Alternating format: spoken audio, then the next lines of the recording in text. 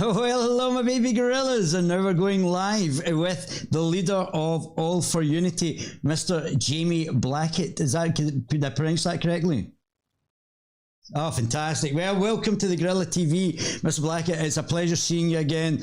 And we're just going to go through, over the next period of time, a wee bit about what happened in the Scottish election, where the party is going, the political compass test, and about your manifesto and what the actual policies you're putting forward to the populace are. Now, some political parties that I've spoken to were a one-off, like abolish the Scottish Parliament. I've tried to get them on because they actually did rather well, but very much like yourself, out of the block as well. And I've tried to get them on to ask them, for example, why they didn't form up with the UKIP, for instance, because UKIP are obviously wanting to abolish the Scottish Parliament. If they had formed up, they would have become, I think, the ninth largest party in the Scottish elections.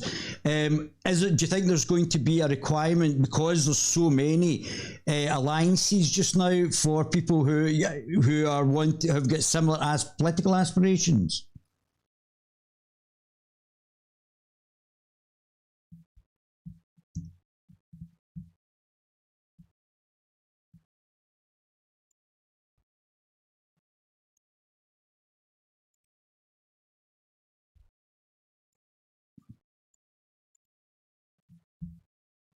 Mm-hmm.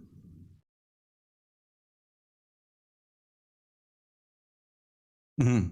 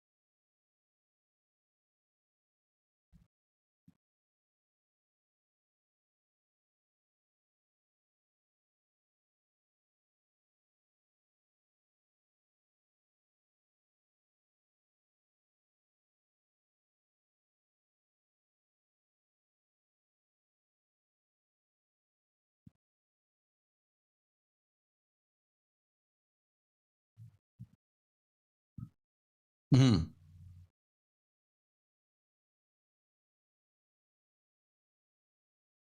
Mm-hmm.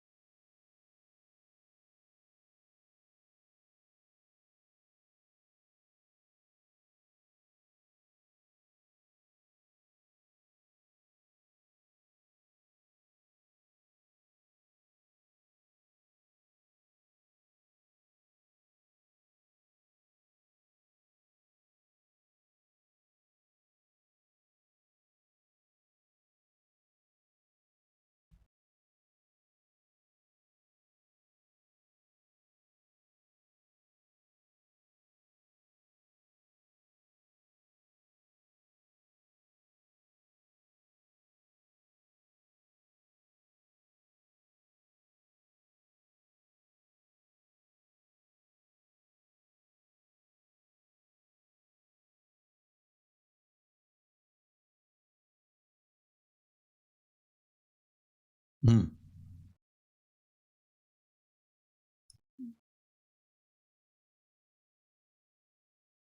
Yeah, that's exactly the next question I was going to ask you. Now, so just to reiterate what you were saying there, the initial political idea was to get the Lib Lab Con Party to work as a single entity, and All for Unity would be an umbrella type organisation, would it, to actually bring Mr. Sarwar, Mr. Ross, and Mr. Rennie together in a coalition to stand. So you would only stand one candidate or you would pick the highest placed candidate from one of the large three parties. Was that the idea?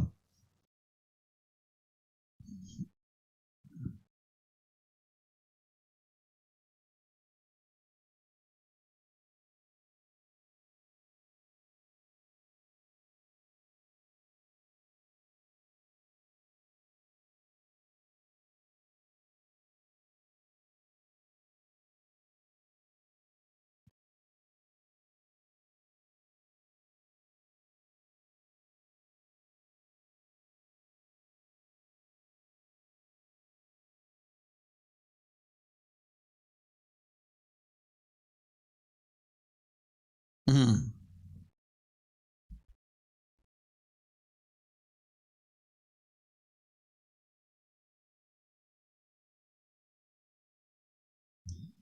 I think the sound is working only in your earphones. Ah, interesting.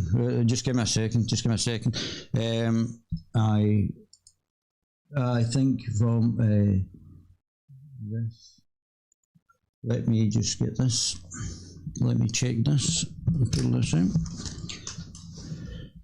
Let me just check it, and I'll have a wee look at what we've said already. Is that better? It sounds good from where I am, but we'll just check. I have to say, the trick of doing these videos is just absolutely incredible. To get the sound absolutely perfectly, it's just an absolute feat. Let me just check it, and I'll have a wee look at I think the sound is working only in your earphones. Yeah. Say something, Jamie. Where I am, but hi, David. No, that's perfect. I have to say that. Yeah, that's right. So I think that's great. So I think I'm sorry about that. That's okay. That was my fault. That's me trying to improve the sound for the actual people that are listening. So if we could just So let's start a wee bit from the beginning again, because that was quite interesting. So the objective of All for Unity was to coalesce the Lib Lab Con Party round a singular identity, and although I will come on to progressivism later on, but or the progressive parties standing against the Conservatives, and how that would have overcome. But the principle, or what was actually thought about for the start of this party, All for Unity, was it was basically a strategist party to coalesce the three main parties and get them to physically step down a candidate, or step down two candidates to support the one candidate? Is that what the initial thought was? Yeah, I mean, we said to them that actually in most constituencies, not all, but most constituencies, it was pretty obvious who the either the winning candidate or the second placed candidate was going to be on the pro UK side of the argument. Mm-hmm. And all the other two parties were doing really was standing for their own career progressions, their own egos, really, in some cases, I think, probably. That really, we're not talking, Thatcherism versus, the sort of kind of Labour Party we had in the 1980s, 70s and 80s here, where I think that Douglas Ross and Anna Sarwar, there's actually really probably politically not that much to choose between them. One is a millionaire and the other isn't, and actually the millionaire happens to be in the Labour Party rather than the Conservative Party. So and George Galloway, came up with this phrase, which I think originally was Sigmund Freud, who talked about the narcissism of small differences. Mm-hmm.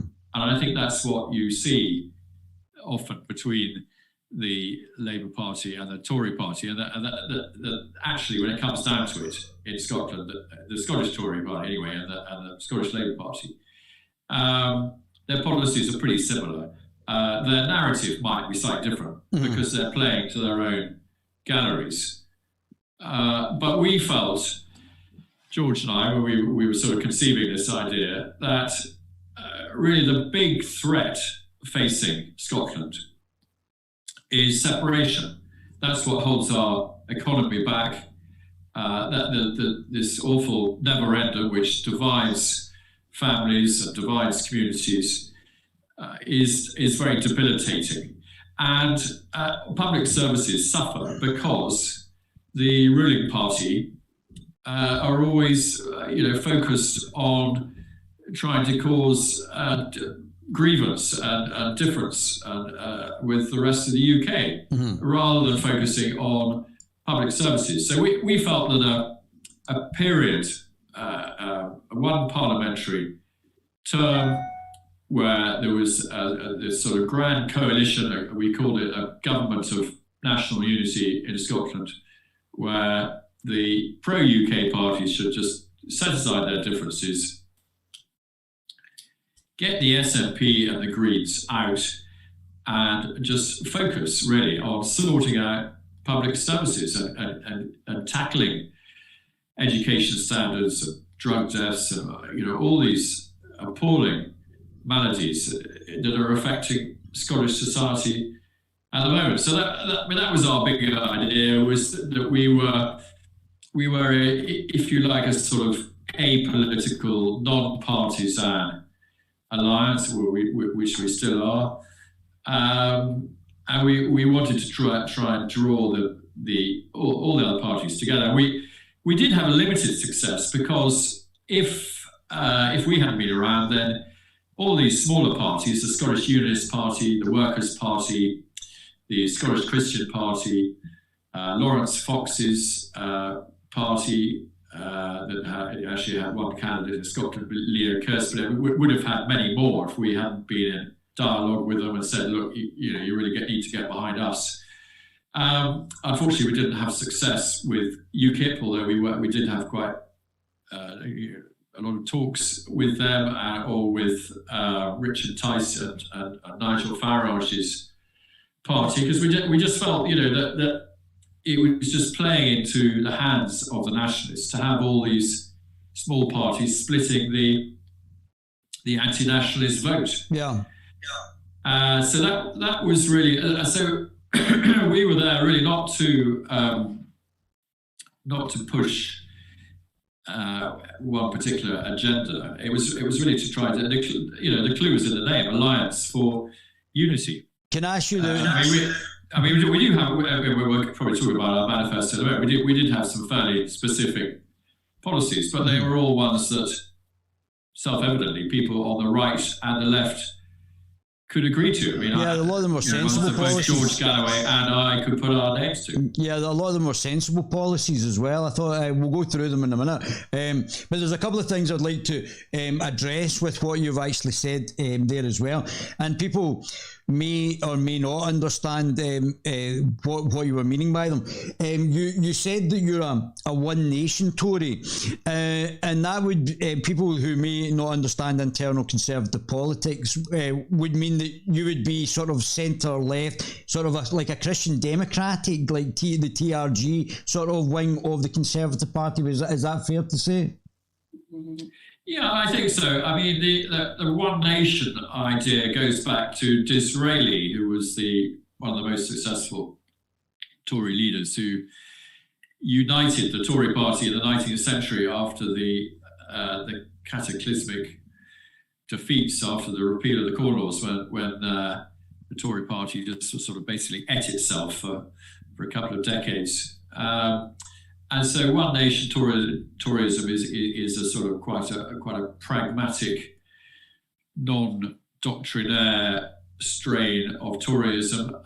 It probably is slightly to the left, possibly, of some people in the Tory party. I mean, I think that Scotland is still, in many senses, still reeling really from the Thatcherite reforms, many of which were necessary, but were badly handled, and it's been a very toxic legacy that we're still really dealing with. And I think the rise of nationalism in Scotland is really still a reaction to that in many ways. Well, I mean, therefore it needs a more emollient form of Toryism, I think, to get things back on the rails again, and that means actually reaching out to people across the political divide. And George Galloway, we don't get many people with who are identified with the left more than him, and I am in many cases the sort of antithesis of him. But I mean, we found that on most things actually we agree, really. I mean, I suppose really just purely on the sort of level of taxation and things like that, perhaps where we would differ. He perhaps would want a slightly bigger role for the state than I would.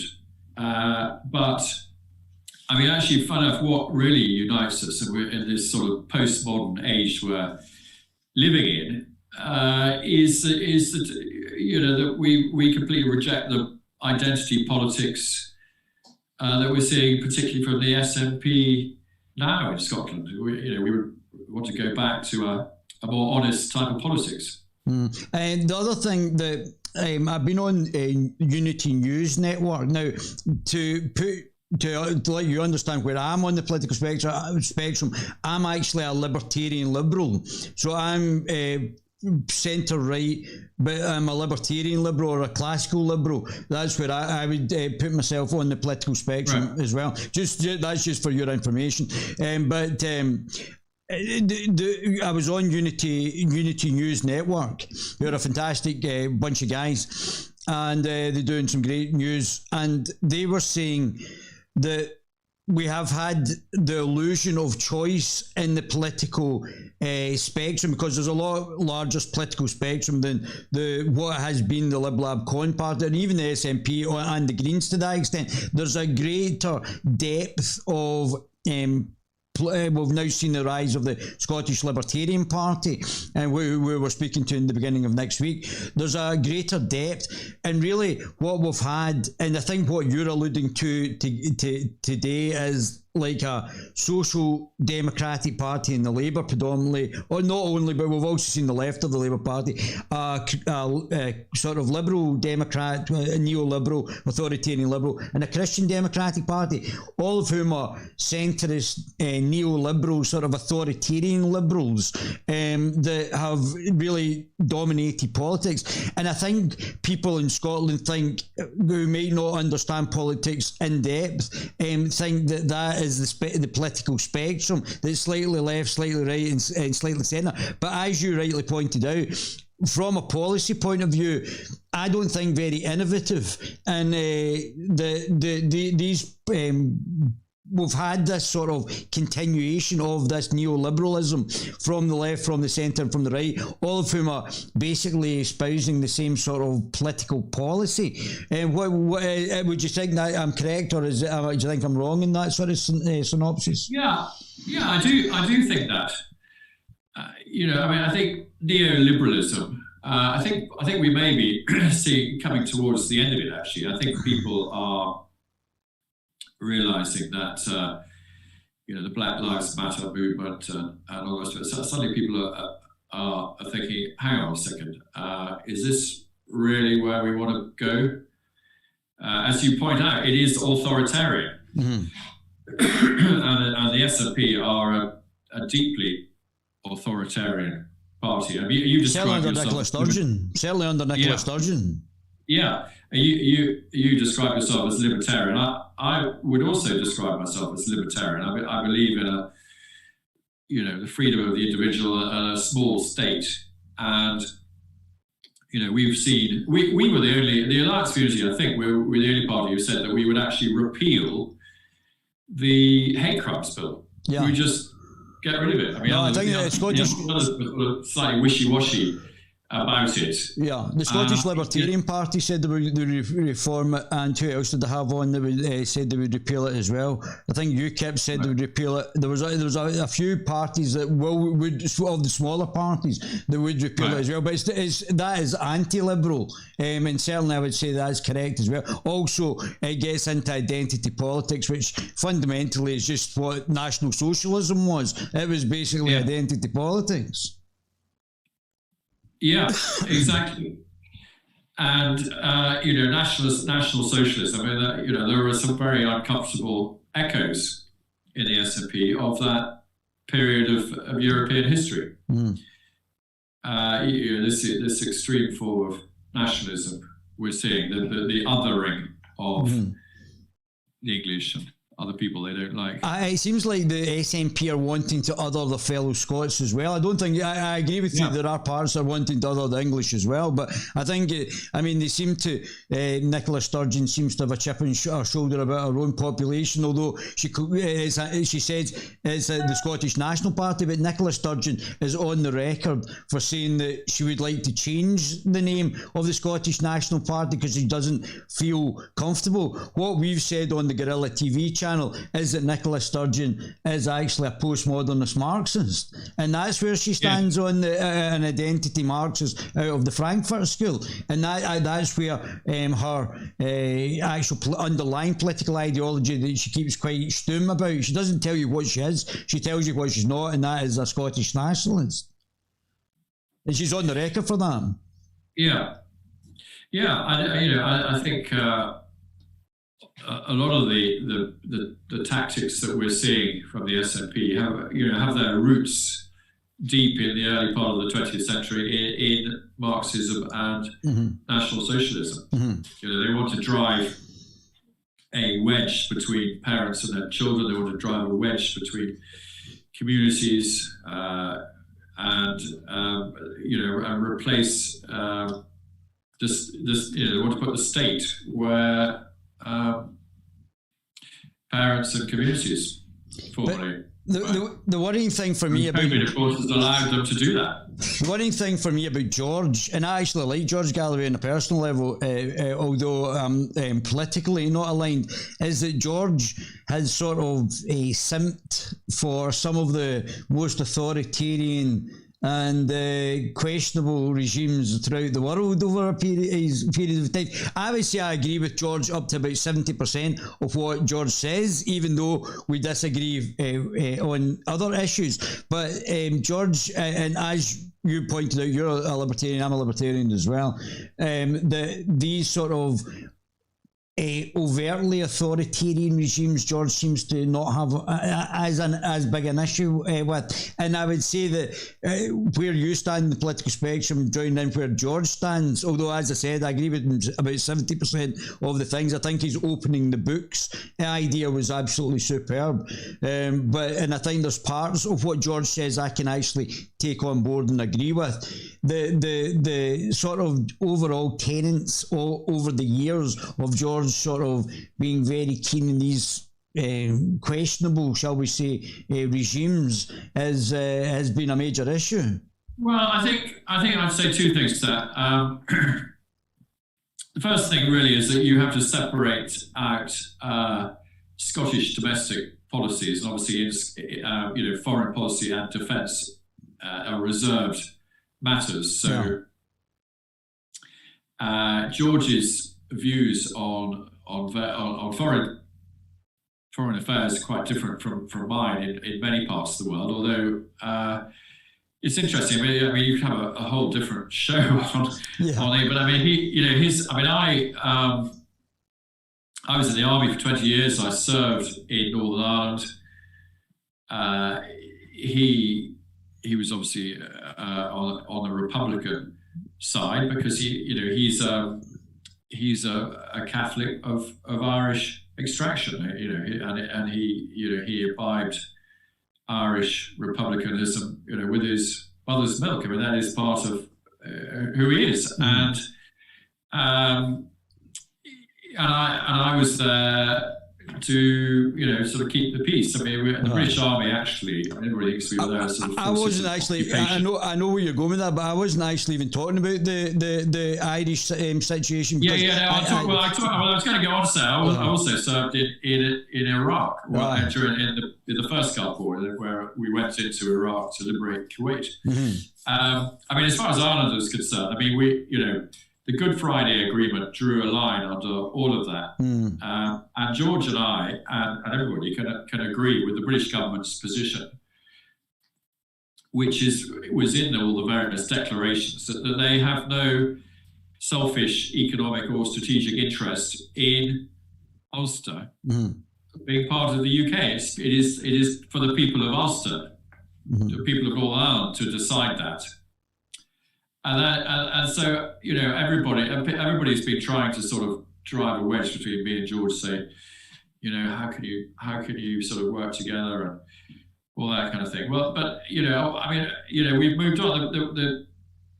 There's no longer an issue. Everybody's signed up to the Good Friday Agreement, and that's old news. And as far as the Middle East is concerned, I think many people believe that the Palestinians have had a raw deal. Yeah. And continue to get a raw deal. Yeah. And it's, it comes back to this identity politics. At the moment you mention Palestine, you're branded as anti-Semitic or whatever. I don't think that's, I'm going to show you this. And that is, I think that, that is I don't see a great difference between many people's opinions and George's there. And on Iraq, I mean, everybody goes on about his when he went to see Saddam Hussein. So I mean, George actually is most senior army officers of my generation. Hello.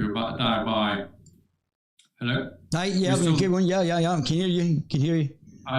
We seem to have suddenly got something else. I'm going to show you this. This is a point. Can you hear me? Yeah, I can hear you.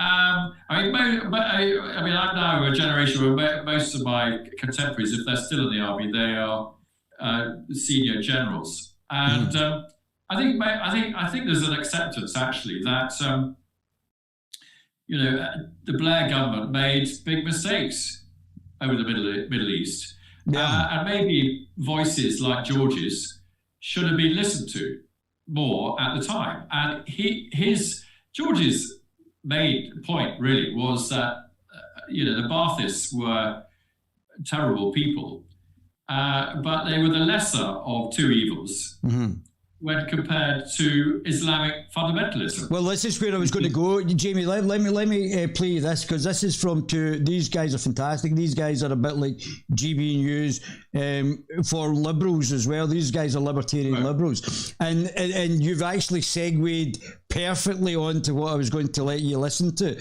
So if we could just listen, they're basically talking about the Batley and Spen by-election, which George is standing in as well. And as I said, I agree with George in a lot. I would work with George, so I can totally respect, because I actually agree with George on a number of issues. So about 70% of what George says, I could work with him. So I can totally respect the fact that you can work with him as well. So I respect that. But let's see what the Lotus Eaters are saying, Cal Benjamin and young Callum. Whether or not to be anti-Semites. Weird thing to discuss, but okay. I mean, this is going to be good fun for us, because it's just another one of those episodes where the empire's killing itself and you just throw popcorn at them. Yeah, it's the scorpion and the spider fighting, and I'm just like, yeah, go. Yeah, so first thing here, Dan Hodges. So Dan Hodges being a former Labour activist, I think he's out of the party now because he got sick with Corbyn. And he's written an article for the Daily Mail in which he speaks about him going to Batley and Spen, this current by-election that's going on. And it looks like Labour's going to lose. So he says, if Labour loses in Batley and Spen, it won't necessarily mark the end of Keir Starmer's leadership, but looking at the poison seeping out of that by-election, maybe it would be better for him if it did. So this isn't the one the Lib Dems just won then? No, so that was another by-election. This is the one in the constituency that's heavily Muslim, let's say that. So we go to the next link. So this is the article itself. This is this chorus. So he says, who's seeping the poison, spreading the poison that could put the final nail in Keir Starmer's coffin? So he takes a quote from a Labour official who says, were hemorrhaging votes among Muslim voters, one senior Labour official tells me. And the reason for that is what Keir has been doing on anti-Semitism. Nobody really wants to talk about it, but that's the main factor. That is so good. So, what I like about this is it basically reframes Jeremy Corbyn, as in Jeremy Corbyn, the anti-Semite's choice. You know, and now that Jeremy Corbyn's got a kiss on the we don't hate the Jews and we're not going to persecute them. The Labour Party's just hemorrhaging votes in certain key demographics. Okay. So that's the quote that's caused all the big comeuppance, but there's another stuff here that's worth talking about, I think. So George Galloway is interviewed by Mr. Hodges. George Galloway says he's going to get about 13,000 votes, which will put Labour third. Which is quite impressive by George again. He getting 13,000 votes for the Workers' Party. For all for Unity is obviously allows other people from other parties to join it and stand for it. I take it. You can be in two parties at once. Yeah, okay. Wait, second presumably. So, I mean, good on George. Let's hope they get more votes than party members. Yeah. So he says, and it's true that he's hoovering up the Muslim votes. Quote, I'm hegemonic in Asian areas, he tells me. It's the benefit of 50 years of work, speaking out on Palestine and Iraq, standing up for Muslims at home and abroad.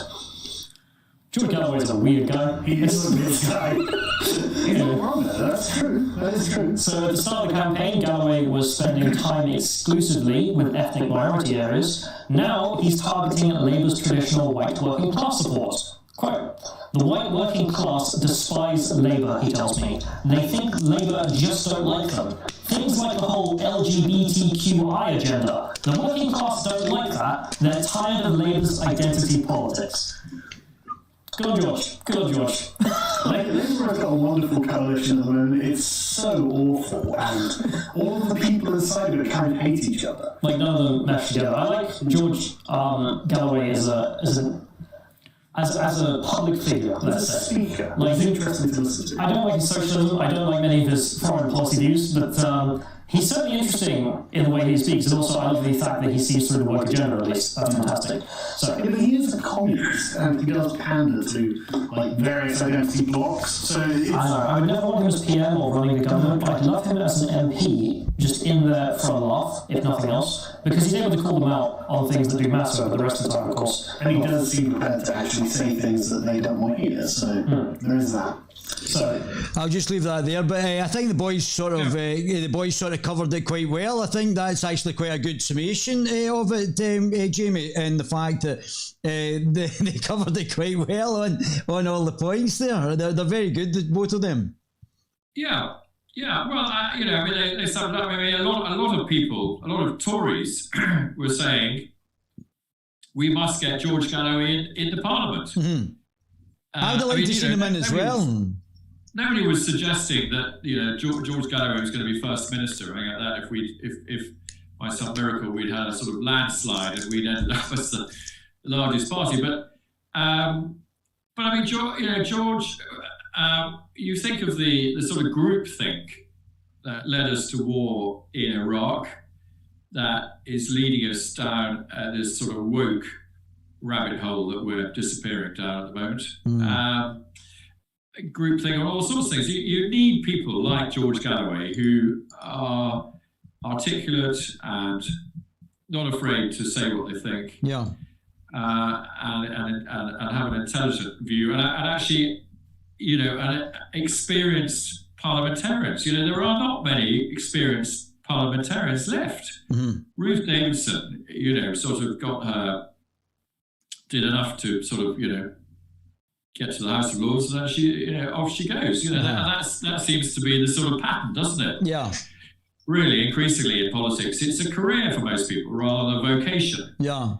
And we talked about the gravy train and all that sort of thing during the election campaign, but there are not many people around like George Galloway who sort of sat next to Tony Benn and Tam Deere and people like that in the Palace of Westminster for decades, and took positions on things and continues to take positions on things. So people can disagree. I mean, you say you agree with 72% of what he says and not 30%. Well, yeah, that's good, isn't it? Is that, I mean, is that better than some bland politician who never says anything controversial? Yeah. And I think this is where, I mean, if Sir Keith Starmer, as George calls him, Keir Starmer gets a right good kicking, metaphorically speaking, I better add hastily. After this by-election, and Labour really implodes after going down badly to George and all the Tory party. I think he would have performed a public service, because I think the sort of the Starmer school of politics is doing a lot of damage to this country. And it's not just. I mean, that school of politics is not exclusive to the Labour Party. No. I mean, it's pretty endemic in the Liberal Party, as far as I can see, and in large sections of the Tory Party as well. Mm-hmm. Yeah. I mean, George was unashamedly a Brexiteer. I mean, I actually was a sort of, I suppose you would characterise me as a reluctant Remainer who's now a sort of cautiously optimistic Brexiteer, now that we have left and didn't get too bad a deal from the EU, which as a farmer I was worried about. But I mean, and so George, I mean, what George's main mission, actually, his role in our alliance was to get back the working class vote, the blue collar vote, whatever you want to call it, who have felt that they haven't had a natural home in the Labour Party lately, and who have sort of gone to the SNP often without much conviction about independence. Yep. But because there's been no other show in town as a credible party of government who have been sort of pressing their buttons. Yeah. And George was quite right pointing out that they were only really pressing those buttons very cynically and opportunistically. Yeah. I don't think the SNP really believes particularly in socialism. I mean, they just believe in what's going to get them votes and keep them in power. Uh-huh. Yeah, so I would like to take you on to, this is the Wikipedia page. Just fascinating, done a great job on Wikipedia as well. Wikipedia is maligned. Wikipedia is maligned, but I think Wikipedia actually is a great resource for the facts as well. And this is very interesting as well. So this is obviously the constituency vote and the regional vote. So let me point out this scenario. Nicola Sturgeon was on the record saying that the votes, the million votes for two MSPs for the regional vote was really worthwhile. Had that over a million people gone to the Alba Party, for example, and the Scottish Libertarian Party, both of whom won, the Libertarians want independence outside Europe, and obviously the Alba Party is Alex Salmond's, who are the only ones who beat you to become the sixth largest party. So hopefully we'll get to chat to them. And if George wants to come on, I'll be more than happy to host George on the show as well. It'll be very interesting to talk to him as well.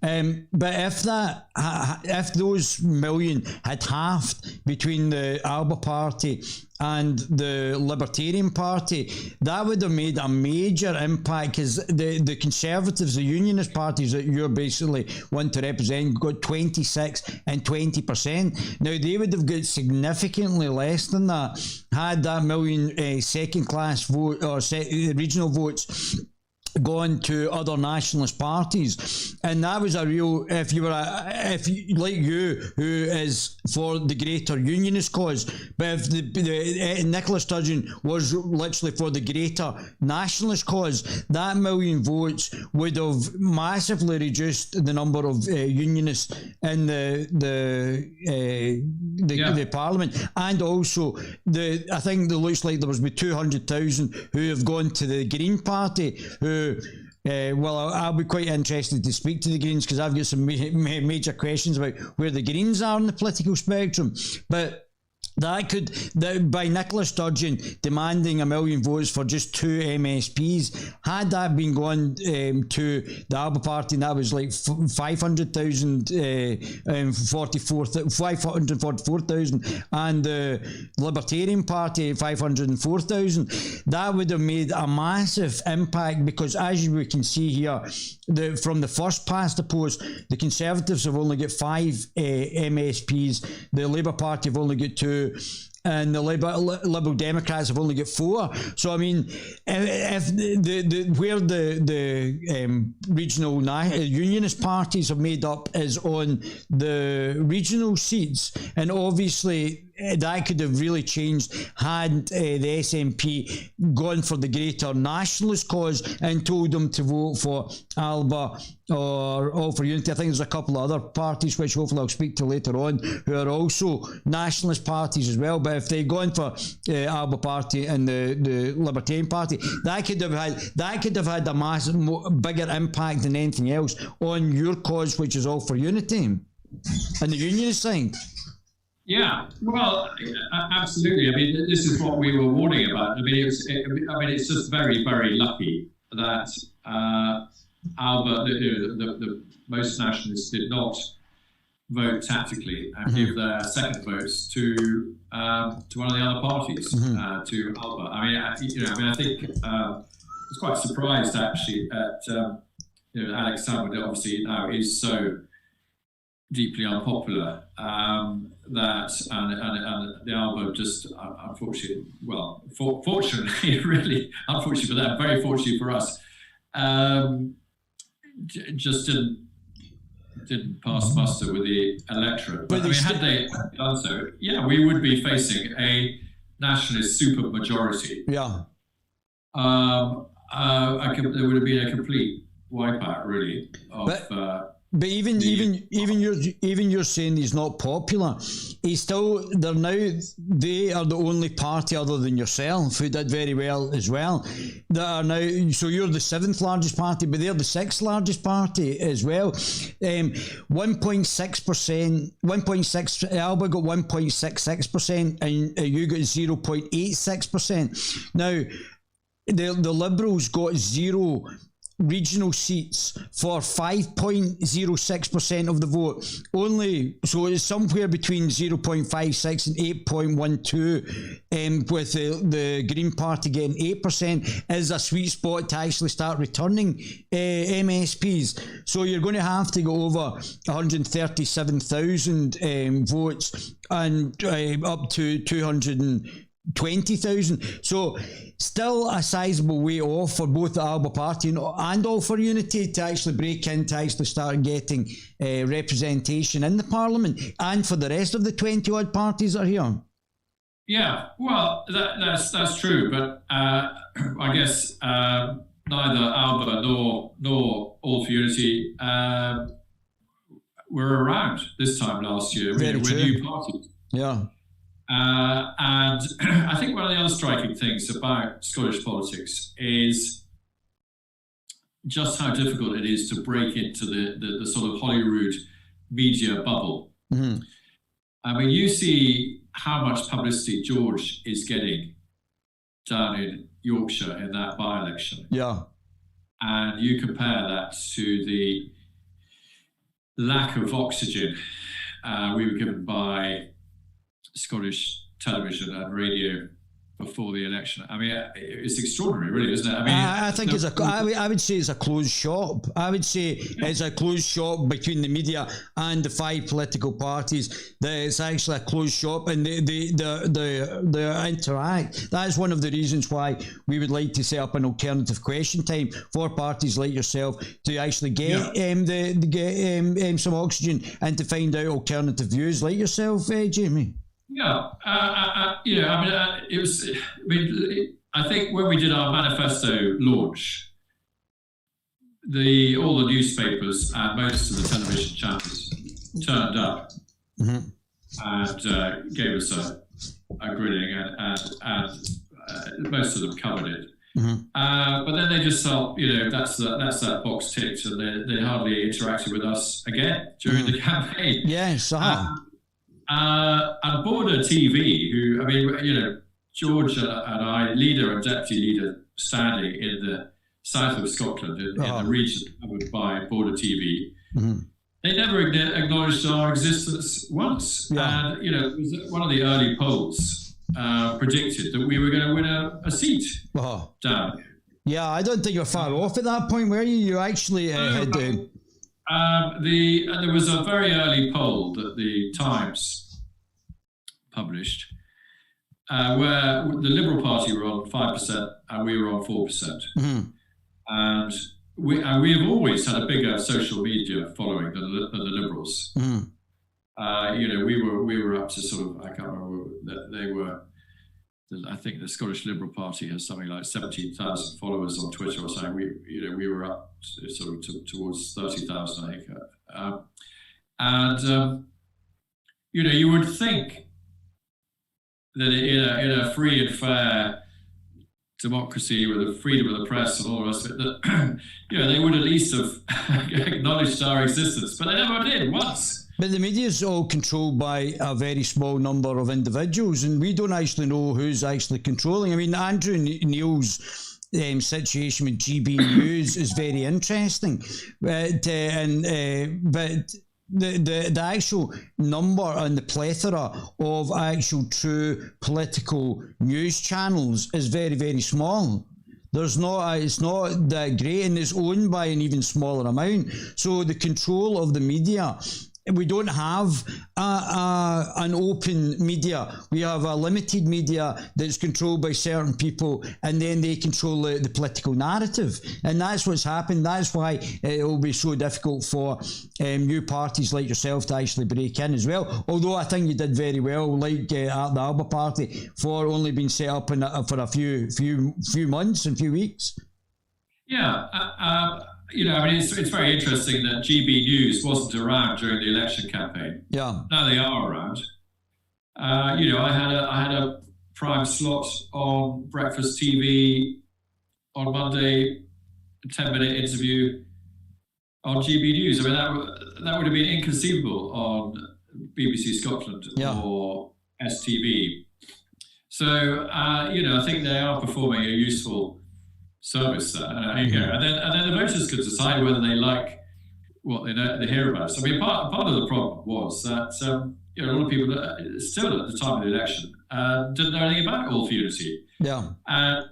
The other thing is another sort of big barrier to entry for small parties, young parties, is there's postal voting. A lot of votes are cast early in an election campaign. So before the election campaign, we were sort of lobbying media outlets, say, look, can you at least sort of come and talk to us or give us an interview or something like that, kind of break through here. And they said, we'll once we're into the election campaign, we'll be talking to all parties. And that was get out. But they don't do that. They try. I've been banned on Twitter. The Guerilla TV channel has been banned on Twitter. So the political, not only is the media not allowing interviews with people like yourself and the other small parties, what they're actively doing is deliberately discouraging and actually to the point where they'll actually take down your Twitter streams, and they take down anybody who doesn't agree with their globalist agenda. So this is the issue just now, Jamie. It's not just the fact that they're not giving you the interview, they're also actively taking down anybody else who may be an alternative venue for you to actually express yourselves, such as we would be. Yeah. Well, I don't know enough about it all because I'm not a very techie kind of guy, but it is. I think there is some truth in this sort of fear of big tech in the global social media in the hands of too few people, and allied to that, this sort of cancel culture that somebody says something they don't like, and then that's you off. You're off. And that is a dangerous thing, I think. Well, what it does is that then if I said something deeply racist or something, then people would rightly condemn me, but you can't, unless you have free speech. You're in danger of sort of driving things underground, I think. You don't even know. Ending up in this sort of groupthink that I talked about earlier, where society is sort of, this sort of McCarthyite sort of culture we've got at the moment. Well, that's where I was going to go with the next question, Jamie. That's what I was going to say. That's what I was going to say to you. I don't think you even have to be racist now. It's just the accusation. So people can can say to you, "Oh, this guy's this and this guy," and it's a bit like, do you remember reading about Salem, the Salem witches? And it's getting to that stage where it's only the accusation. It's not even, we don't have to have proof of any of this, because it's just the accusation that can take you down now. And this is where we're going pre-justice now. We're going to sort of a mob justice of being able to disparage you and take you down in society. Without any justification, and also no ramifications for the people who are making the allegations. So that's the thing. If you're making false allegations, there's no comeback for you. You can make as many false allegations, and you're not going to be called a liar or have any problems for yourself for making false allegations. Yeah, exactly. And I think this is what I think we were really worried about with Hamza Yousaf and his hate crimes bill and all of that kind of thing. And it's just, and I think also that the intimidation of journalists in Scotland, is some very dark secrets. I think that journalists are often afraid to cover certain things and to speak out, and they know where their bread is coming from. I mean, sort of self-perpetuating thing, this sort of one part we're in, where they've got all the sort of levers of patronage, and of course, in journalism, a big lever is access.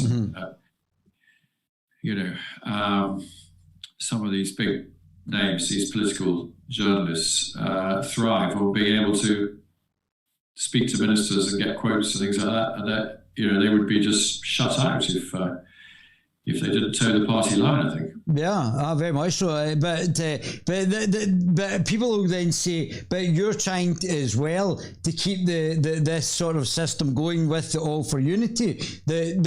Your requirement to keep the mainstream political entity, whether it be the Lib Lab Con Party or whoever, George, to keep the establishment in power to maintain this sort of continuum without a change. Well, no, I don't think so. I don't think we wanted. I think we wanted to bring about change. We felt that if we achieved getting rid of the SNP and ushered in a coalition, it would have to be a coalition. I mean, none of the parties would be anything like big enough to run the government on their own.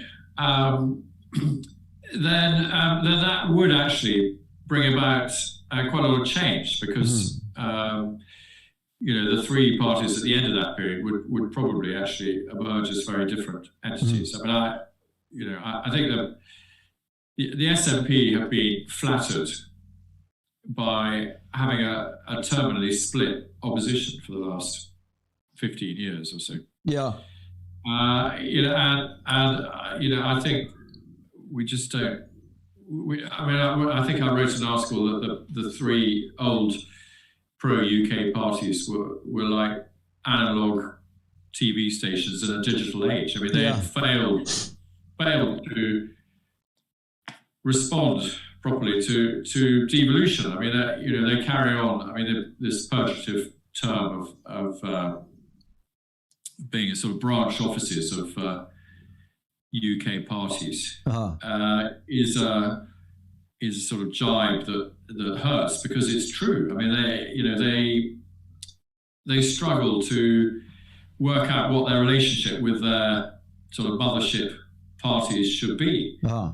You know, either they're too close to them or they're too far away. And also, I mean, they should just be different. Frankly, I mean, they should just be. Where's all for unity on a Divo Max rather than an independence referendum? A Divo Max, because obviously we can't deny that there is a large amount of people in Scotland who are wanting independence, and it's almost like 50-50 just now. If the SNP were to lose another election, that would cause problems for the another referendum, that would cause problems for the SNP. But there's obviously still an underlying requirement that there's parts of the Scottish population that want to be part of the Union, and there's parts of the Scottish population who want more control at a more local level. And where would All for Unity be on a Divo Max referendum, Jamie? Well, we reject it. Actually, we don't. I think it's a trap. Actually, it would just set us on a slippery slope. I mean, Gordon Brown goes on about this sort of federalism and divo max and things. I think actually Lloyd George probably had it about right when he with home rule for if he before the First World War, Lloyd George's party wanted home rule for Scotland and Ireland, and I think if that had succeeded, then we might now not be having this conversation. We might be in a rather happier UK without a divided Ireland, with Ireland having autonomy, but with still in a looser federal UK, same with Scotland. But that ship sailed in 1910 or whatever it was, or I think about 1914. I think if it hadn't been for the First World War, it would have gone through actually. But and we are where we are. And if to try to do that now, to have some sort of home rule bill or Divo Max bill or something like that, would just edge us closer to separation. Because if you analyse it, I mean, nearly everything that affects people's daily lives is devolved anyway. The SNP have got complete autonomy really over health, education, agriculture, environment, policing. I mean, almost anything you care to name, apart from foreign affairs and foreign policy and defence. So if you sort of enshrine that in a sort of federal system, then the first major foreign policy challenge that came along, whether it was, I don't know, another Falklands War or well, we saw it with Brexit, didn't we, really? Where the UK government said, right, this is what we're going to do. And the Scottish government said, not in our name. I mean, if we'd had Divo Max before Brexit, it would have broken the union, broken the, whatever we were calling the new federal UK. It wouldn't have survived Brexit. It wouldn't survive some terrible decision over going to war or something like that, because nationalist politicians who would still exist, presumably, who wanted full independence, full secession, they would use it as a means to further their ends. So I think it's the road to nowhere, or the road to separation. Our belief in All for Unity, I wrote a piece on this for Think Scotland last year, is actually to stop focusing on the union. The union really sort of forces one to look at the sort of linkage between Scotland and England, and sort of, which therefore means that something that could be severed. And it's to say, look, we need to talk about unity instead, and we need to accept that for the last 3 centuries, what is it, 17? Yeah. over 3 centuries now, we have really been one country. And if you look at our people and look at most families, they are spread across the UK, B, married across the UK. You know, many people in Scotland now have got English, Welsh, or Northern Irish parents or daughters-in-law, or whatever, you know, whatever it is, and say, look, let's just accept we are really one people. We're certainly one economy, one internal market, and our shared institutions, the armed forces, the BBC, the monarchy. You know, these are institutions that we all, most of us anyway, really don't want to lose. We don't want to see. Should the BBC be privatised, or should it go into a subscription basis, or should it remain the same? I think no. I don't think it should. I certainly don't think it should remain the same. I mean, I think it probably should have been privatised some time ago because it's losing value the whole time. I mean, we as British citizens are all shareholders in the BBC that a couple of decades ago was worth billions. It was one of the most valuable broadcasting entities on the planet. And then we've seen the sort of digital revolution of social media and all this. And I would say it's losing value daily now. And so we probably, from a purely financial, economic point of view, it certainly probably should have been privatised. I mean, as a writer, there's parts of me that wants the BBC to continue in some form because, they do support the arts in a way that other commercial entities simply do not. They do. They are good at doing. They're just good at doing television in a way that other channels just can't compete with. I mean, some of their news broadcasting,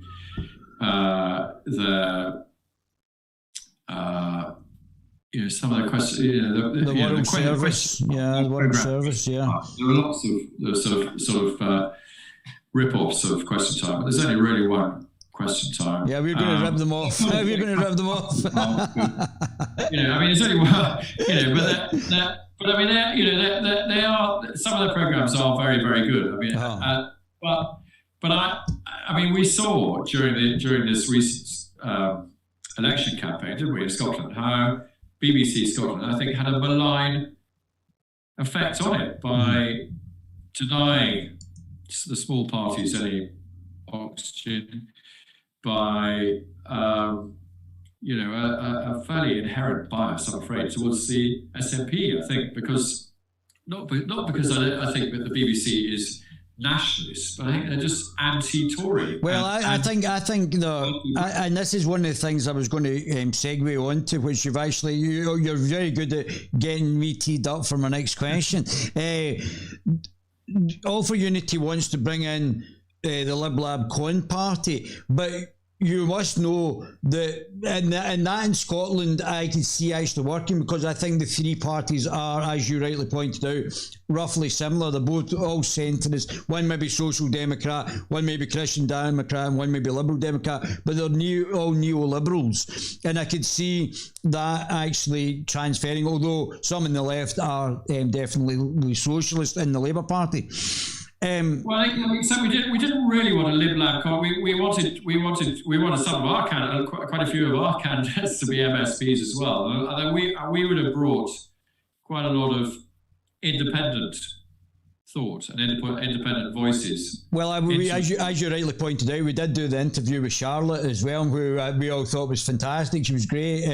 She hadn't had any experience doing it. She came across very well. She did an excellent wee speech on Twitter about the hate speech bills. So I mean that's I think she did a great job. But what my point I was trying to get to was, it's not just been muted, but Tony Blair, obviously the arch neoliberal, wants to bring in a progressive, which I would call regressive, platform which would exclude the Conservative Party. So it would be like the Welsh, the Scottish Nationalists, the Labour Party, the Greens, and the illiberal, and Democratic Democrats, I call it. And that would be seen, I think there's about 7 parties that would be seen in the Progressive Alliance, which from a UK, which we were talking about was a Scottish perspective, but from a UK perspective, they would see these progressives over here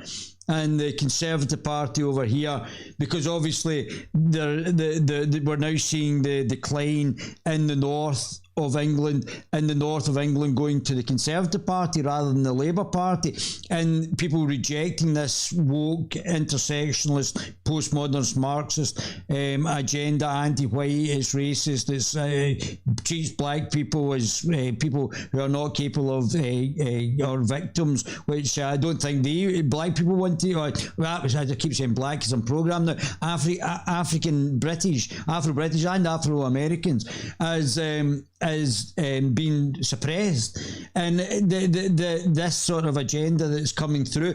Even the Conservative Party seem to be latching onto it slightly as well. Boris was talking at the G7 about a more feminist world and all the woke talking points as well when he was doing his speech, which was a bit strange as well, coming from a Conservative.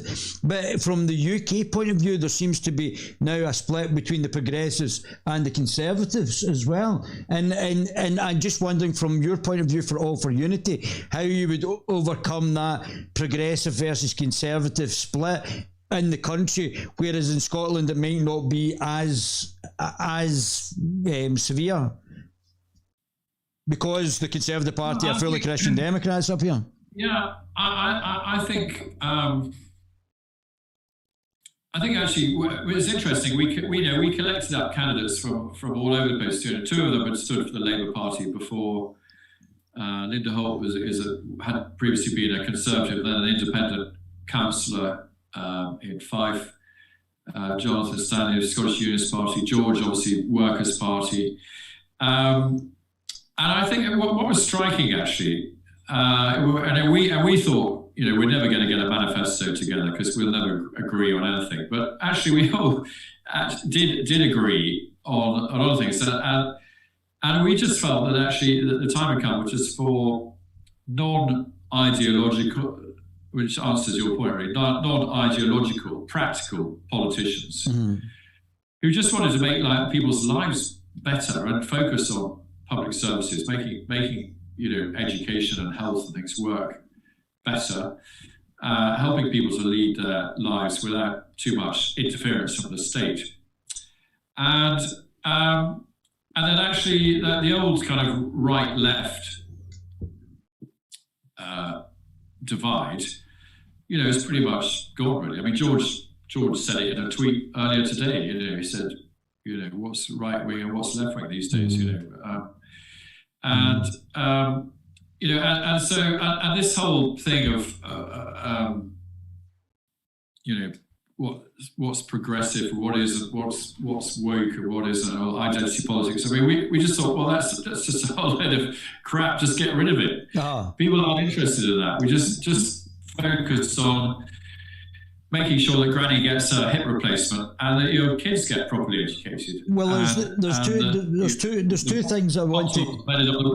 Well, there's 2 things I would like to bring up with you on just policy in Scotland, affects Scotland as well. There's obviously moves towards a greener agenda, which is fair enough, and in the Green Agenda, Boris wants to do the HS2 scenario where he's bringing the train up through Middle England just now from London.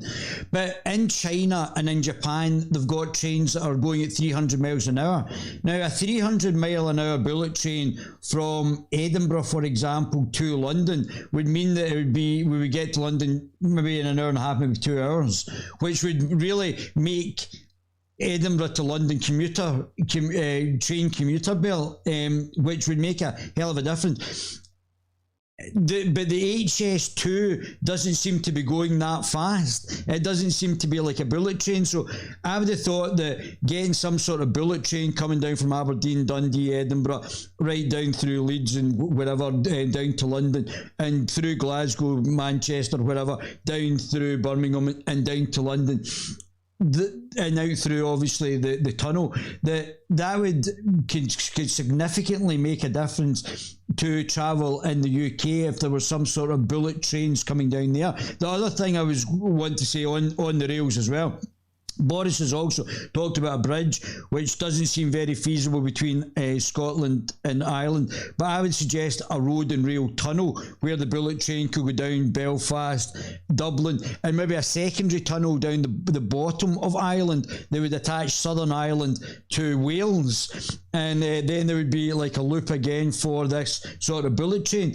It doesn't seem that there's that ambition, or maybe it's a cost thing, I don't know, but it's happening in China. It's happened in Japan. They've got the technology to do a 300 mile an hour train,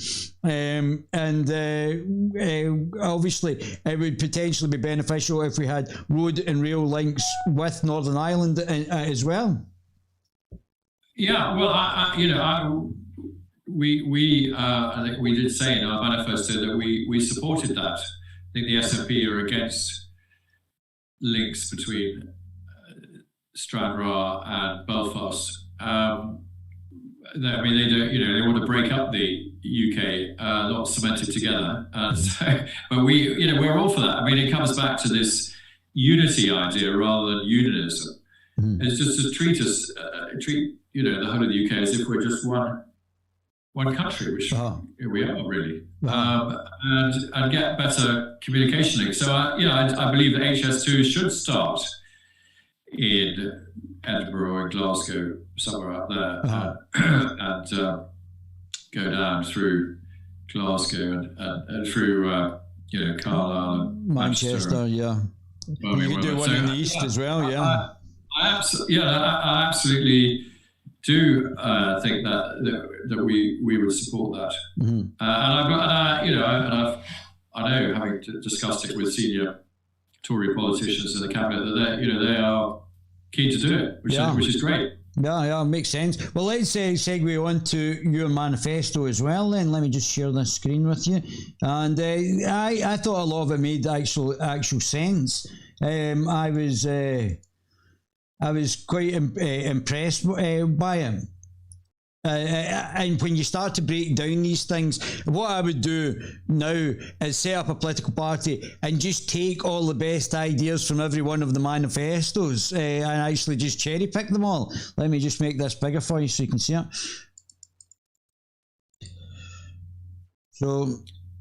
So independence referendum. So I think we'll just skip along there. I mean, obviously, All for Unity is lobbying the government to introduce a Canada-style Clarity Act.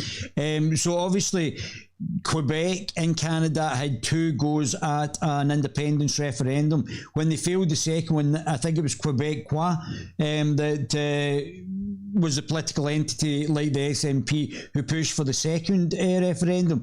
And I think unless you've got the backing of the Scottish people to an extent where you're going to win, this could cause major problems for the SNP, because then people would, if the SNP failed to get or win a second referendum, it means that people are going to start to look at their domestic policies. And I don't know about you, but I'm not sure if the domestic politics have been that great. What's your thought on the SNP's domestic issues or the policies that the SNP have brought forward? Well, I think they've been terrible. They've centralised everything. It's all about power with them. They've removed power and resources from local councils.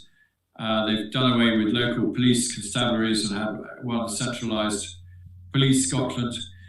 And they haven't, by any benchmark, they failed. If you look at the drug deaths, the worst in Europe, which is I suppose a combination of poor policing and poor health policies and poor education as well. The education, the league tables, get worse and worse. We're leeching brains and financial resources out of Scotland. The brightest and the best are leaving Scotland in a way that didn't used to happen before. I mean, we're becoming more like Ireland in that respect. Mm-hmm. And businesses, I see this particularly living quite close to not that close to the border, but close to the sea border, but not close to the land, down in Dumfries and Galloway. Businesses, if they possibly can, are locating themselves the other side of the border. Mm. I find myself dealing with people who coming up from Carlisle or Brampton or wherever, they're choosing to base themselves in England if they possibly can, and you can understand why. I mean, we have a taxation system that penalises people for living in Scotland. Is All for Unity, would All for Unity cut taxes in Scotland, reduce the public sector, cut taxes? Well, I mean, this is where being a right to left cross-party alliance, we couldn't achieve too much consensus on that. We did say that we would have a consultation on what the level of taxation should be. We acknowledged that the SNP's tax policies seem to be harming the economy. We wanted that properly looked at to see whether tax rates should be harmonised or changed. But I mean, it would be unfair to expect somebody like me and somebody like George Galloway to necessarily agree on that level of detail. I mean, what we were saying is we were there to try and enable a coalition in Scotland that had lots of disparate voices within it. Mm-hmm. Well, let's go through better policies. Let's go through a wee bit of what you said here in the actual referendum, in your manifesto. So no referendum would be granted unless a clear majority of adults in Scotland entitled to vote, rather than those that actually do vote, cast their votes for standing for succession, party standing for succession. Now, I think that's a majority just now, but as we've already alluded to, I think on a referendum basis it's still sort of 50-50, and I don't know if there's a clear majority. If there was a referendum tomorrow that the SNP would win. What's your thoughts on that, Jamie?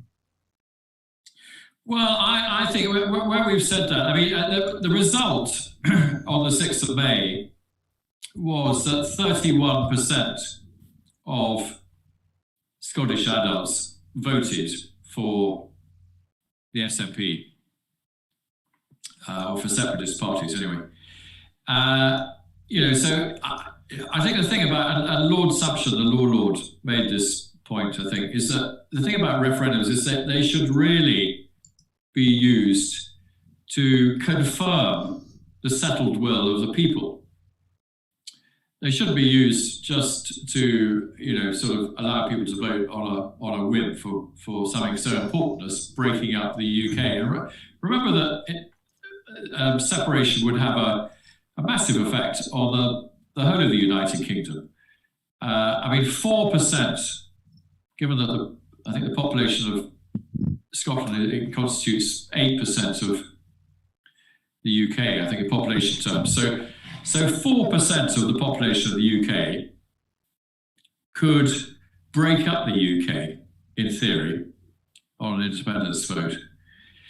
And I don't think any other country in the world would reasonably allow that to happen without some pretty clear rules, without thinking about it pretty carefully. So what we've said, and this is not new because the Canadians have done it. I mean, I haven't,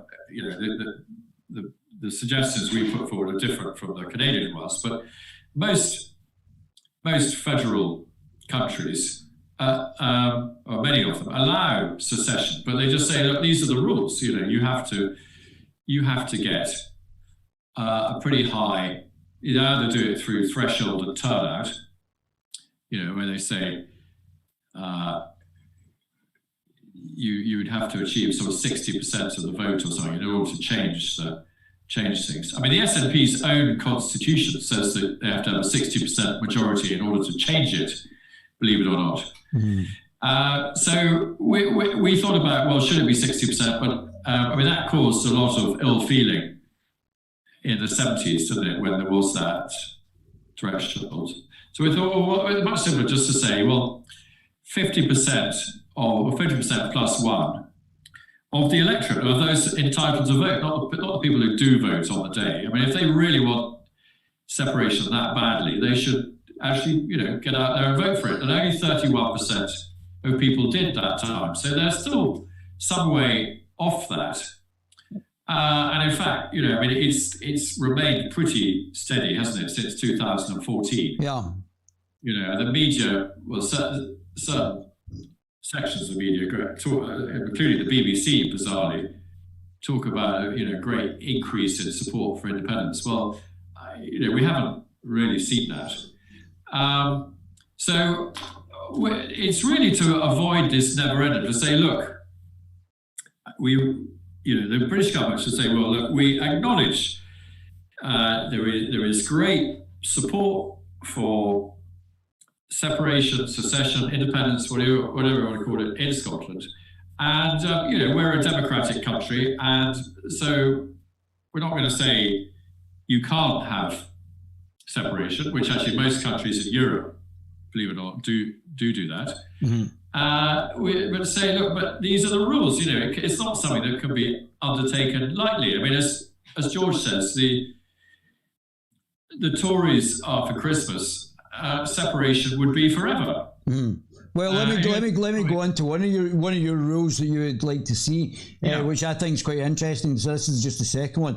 The franchise for any referendum on breaking up the United Kingdom would include all Scots residents in the United Kingdom, so that we could not have the situation where the football captain of Scotland could not get a vote while the captain of Lithuania had a vote, which is quite interesting as well. Yeah. Well, I mean, it's been pointed out this week that I think, was it 6 out of the 11 players in the national squad, the Scotland team, you would not have a vote because they play for English clubs. They live in England. Oh. I mean, so in by the SNP's way of doing things, by leaving Scotland to go and work elsewhere, they're somehow less Scottish. They shouldn't have a vote, Yeah. But as I pointed out in that GB News interview on Monday, it is part of the Scottish condition to leave Scotland at some point in your life, to go off and seek your fortune elsewhere, before returning to Scotland in middle age, or old age. Mm-hmm. That is what many of my family have done. It's what I did myself. I went off for 20 years. I lived in London and all over the world. I was in the army. If you say just because you're out of Scotland, you can't have a vote on your future, it seems to be extraordinary. And we in 2014 we had this bizarre situation where Scottish servicemen in Iraq or Afghanistan or wherever couldn't vote in the independence referendum. But Jamie, there's like 50 million Scots, I think, or people of Scottish descent worldwide. Are they going to get a vote as well? Where would we draw the line for that? If I was in America, in a Scot in America, one of my friends actually, Scottish in America, would he get a vote? Will we have to go to America and throughout the world, Australia and everywhere else that there's Scottish people, and say, excuse me, we're having a vote in Scotland. We believe there's a few Scots over here. And what stage, say for instance they were out working over there but weren't actual residents, would they get a vote? Or would, like, if there was a Scottish person but they had now got Australian citizenship, would they get a vote? So then it would get rather messy rather soon. Yeah, but David, there are already rules because there are expatriates can vote in Westminster elections. Okay. If you're living on the Costa del Sol, but you're a Scot and you've retired out there, but you're possibly going to move back to be with your family to die in Scotland, but you happen to be living down in the Costa del Sol, you can already vote in Westminster elections and stay on the UK electoral register.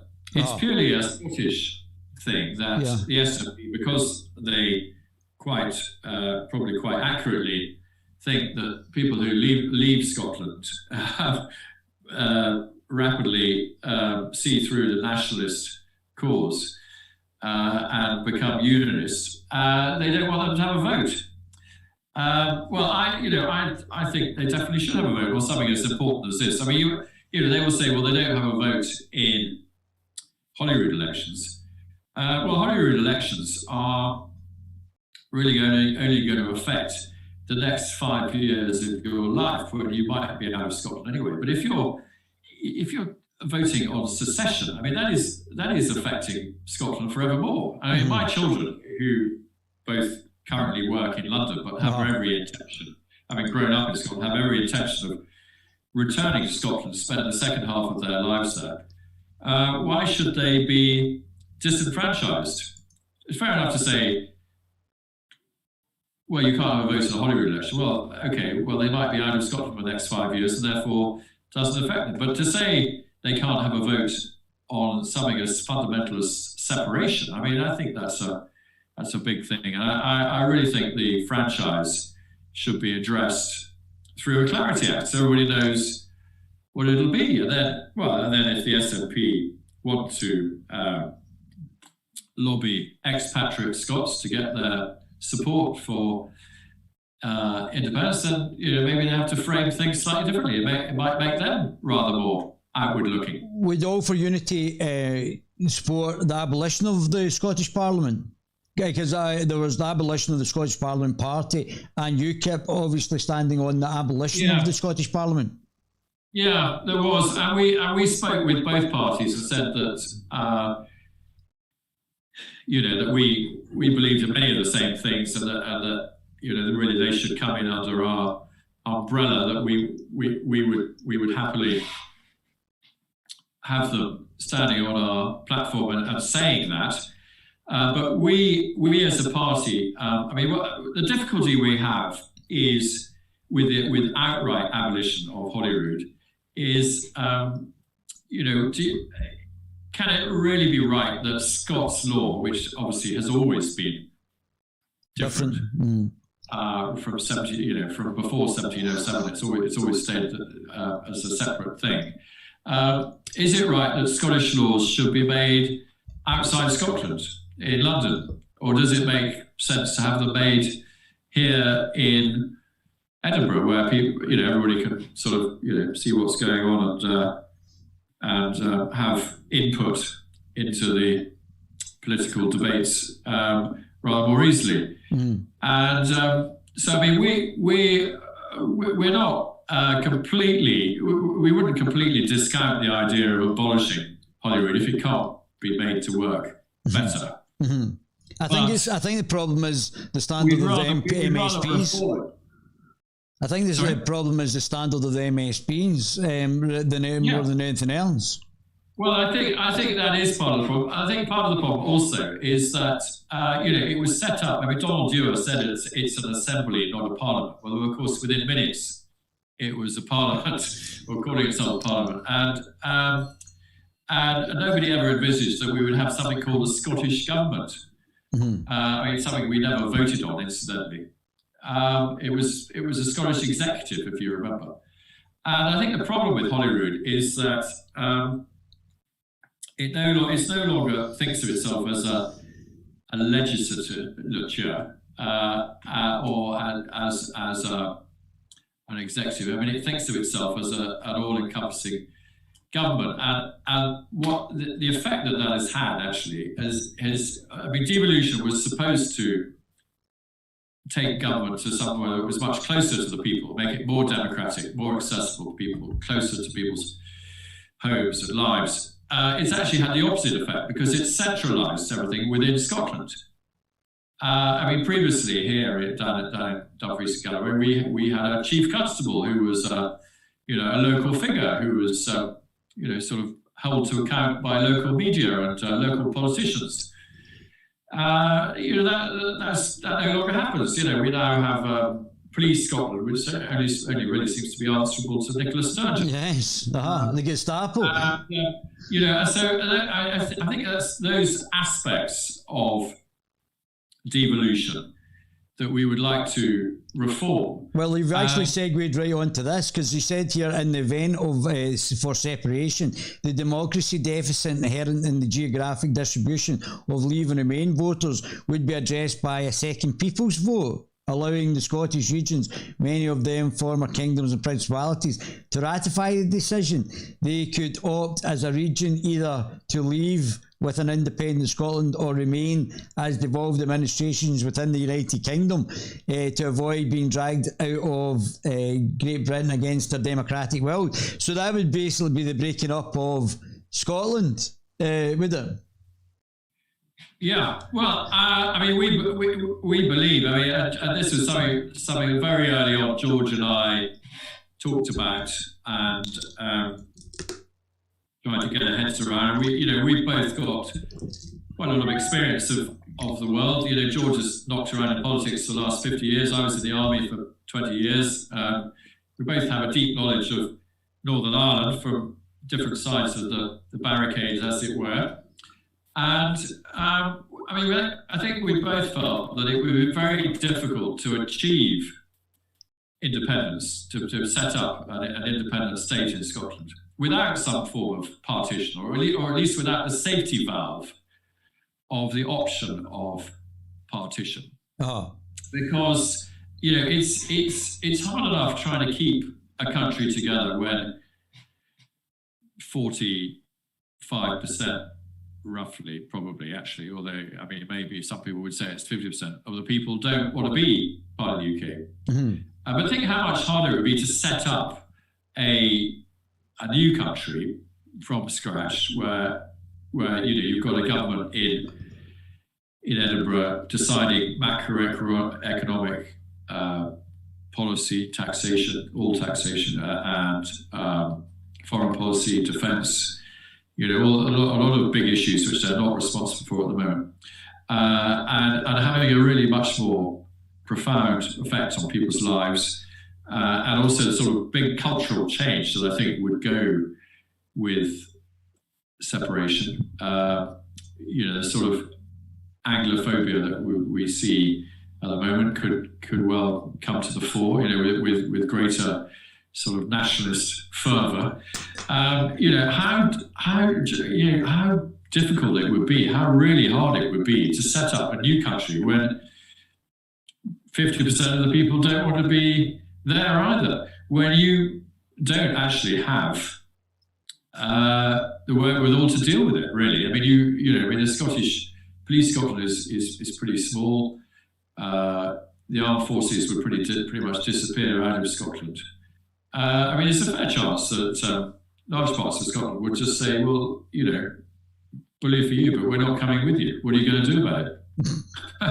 I'm not suggesting that there's going to be any sort of insurrection or sort of Irish model. It would be more along the sort of democratic Gandhi Mandela sort of end of things. But I can't see people down here in the south of Scotland or in Orkney or Shetland.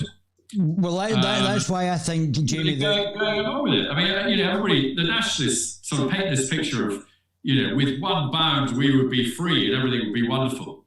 Well, it wouldn't be like that, because there would be a lot of very unhappy people, as there were instead after Brexit. But that's why I think though that Divo Max, because there'll have to be some compromise somewhere. Because what you'll do is you'll just suppress the nationalist cause, which is like the unionist cause. It's almost 50-50 in Scotland.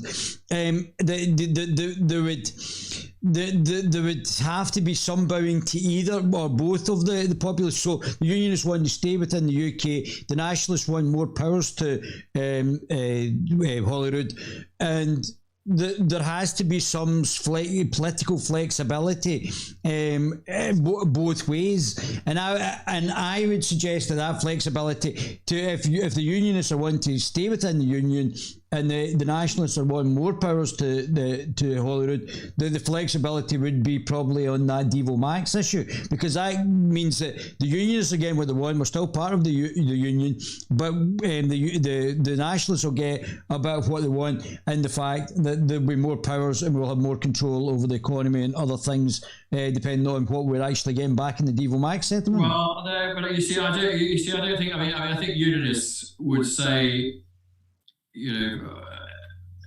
we've already gone too far. Enough is enough. The Scottish government's been given all these powers anyway, and life has not got better; it's got worse. But I think that's down to Nicola Sturgeon than anything else. I think if we get a different First Minister other than Nicola Sturgeon, it might not be. I don't think Alex Salmond, and I voted for both Alex Salmond just for full disclosure, and Nicola Sturgeon when she first came into power.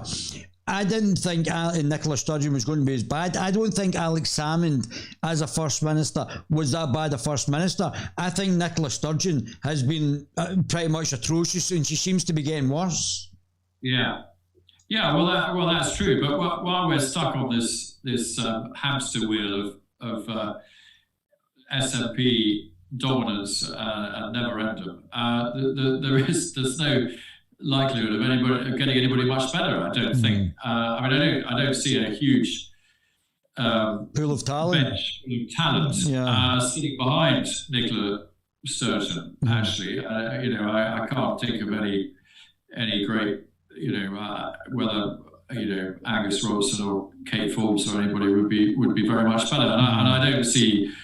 We've got this sort of ridiculous situation where a split anti-nationalist vote because of the sort of, as we talked about, the sort of conceits of the three big parties, that there's any prospect really of any other type of government being formed in Scotland at the moment. So, so I don't think it's just down to Nicola Sturgeon. I think that devolution has just not worked terribly well. I think Is it the my question is though, is it the devolution that's not working, or is it the political class that's not working? It's both. It's both. I mean, there was a time, in the early days where, I'd left the army and I was starting out of my farming career, and I found that Holyrood was more accessible than Westminster, not so far away. So I was finding it easy to get access to politicians to discuss my concerns about the farming and the rural environment. And in that sense, devolution probably was an improvement. But unfortunately, I mean, you can't ignore the fact that it's unleashed this sort of wave of nationalism, just as Tam Dalyell predicted it would, when he posed the West Lothian question. He talked about devolution being a motorway towards independence with no exits. Well, let me back up what you just said there, because I have got dyslexia. I'm dyslexic and have ADD. When the education was being done by Westminster, Westminster knew, and there was cases that had gone on down south about children with dyslexia, and the British government did nothing. When I was at school for the people with dyslexia, I was 29 and had passed my undergraduate degree with dyslexia without any help because of the failures of Westminster. And that's only one section to bring in proper assessment for children with ADD. Yeah, I thought you disappeared there. With ADD and dyslexia, autism, other specific learning difficulties. When it came up here in 2002, I got all the different dyslexic bodies to go and speak to the MSPs through Karen Gillan, who was a Labour MP for Clydesdale at the time, and then somebody else got the dyslexia was part of the overall disabilities for children sort of section, and then they became an independent body within the advising the Scottish government, and that would not have happened. And I also then put in a petition in the Scottish Parliament to have all children assessed for specific learning difficulties as well. And I spoke to Jack McConnell about it. He brought in the Disability Students Award for postgraduates after me speaking to him. He also allowed teachers to ask the school to have their children assessed, which wasn't there before. Also figures of how many children were dyslexic. Some dyslexic and some people with specific learning difficulties have multiple difficulties. I would have not been able to do that with all of it being down at Westminster. Not to mention the fact that it seems the remoter the politician, the less they actually have to do to actually change the situation as well. I found that, mind you, with some SNP MSPs as well, but it seems like I don't think I would have got as far and made such a difference in the Scottish education system had this been reserved to Westminster. So yeah, maybe. I really detest most of what Tony Blair stands for, but I would give him credit for really improving people's lives quite dramatically when it comes to special needs in schools. And I think probably there was a massive improvement in England at the same time. Yeah, that's right. What we're talking about in Scotland. So I'm not sure that necessarily was right, but yeah, it comes back to this thing about should we abolish Holyrood and should Scots law be made elsewhere? And I don't think. I think if we possibly can, we should just make it work better. And that is probably taking, instead of giving power from Holyrood back to London, is probably actually just devolving it further down to the Scottish regions to make it even more accessible to people, and stopping this sort of cronyism, this sort of cabal in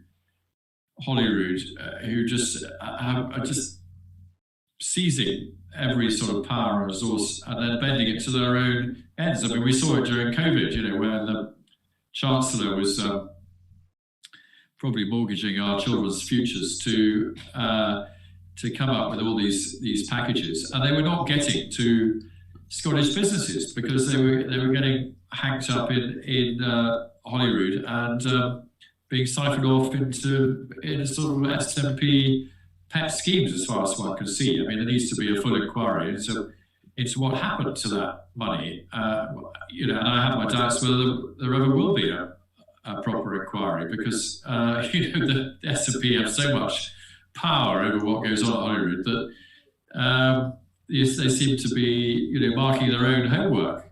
And the other thing about Holyrood, of course, is that it's unlike Westminster, which is bicameral, having a unicameral parliament in Holyrood, where you're completely reliant on these committees to scrutinise things and hold the executive to account.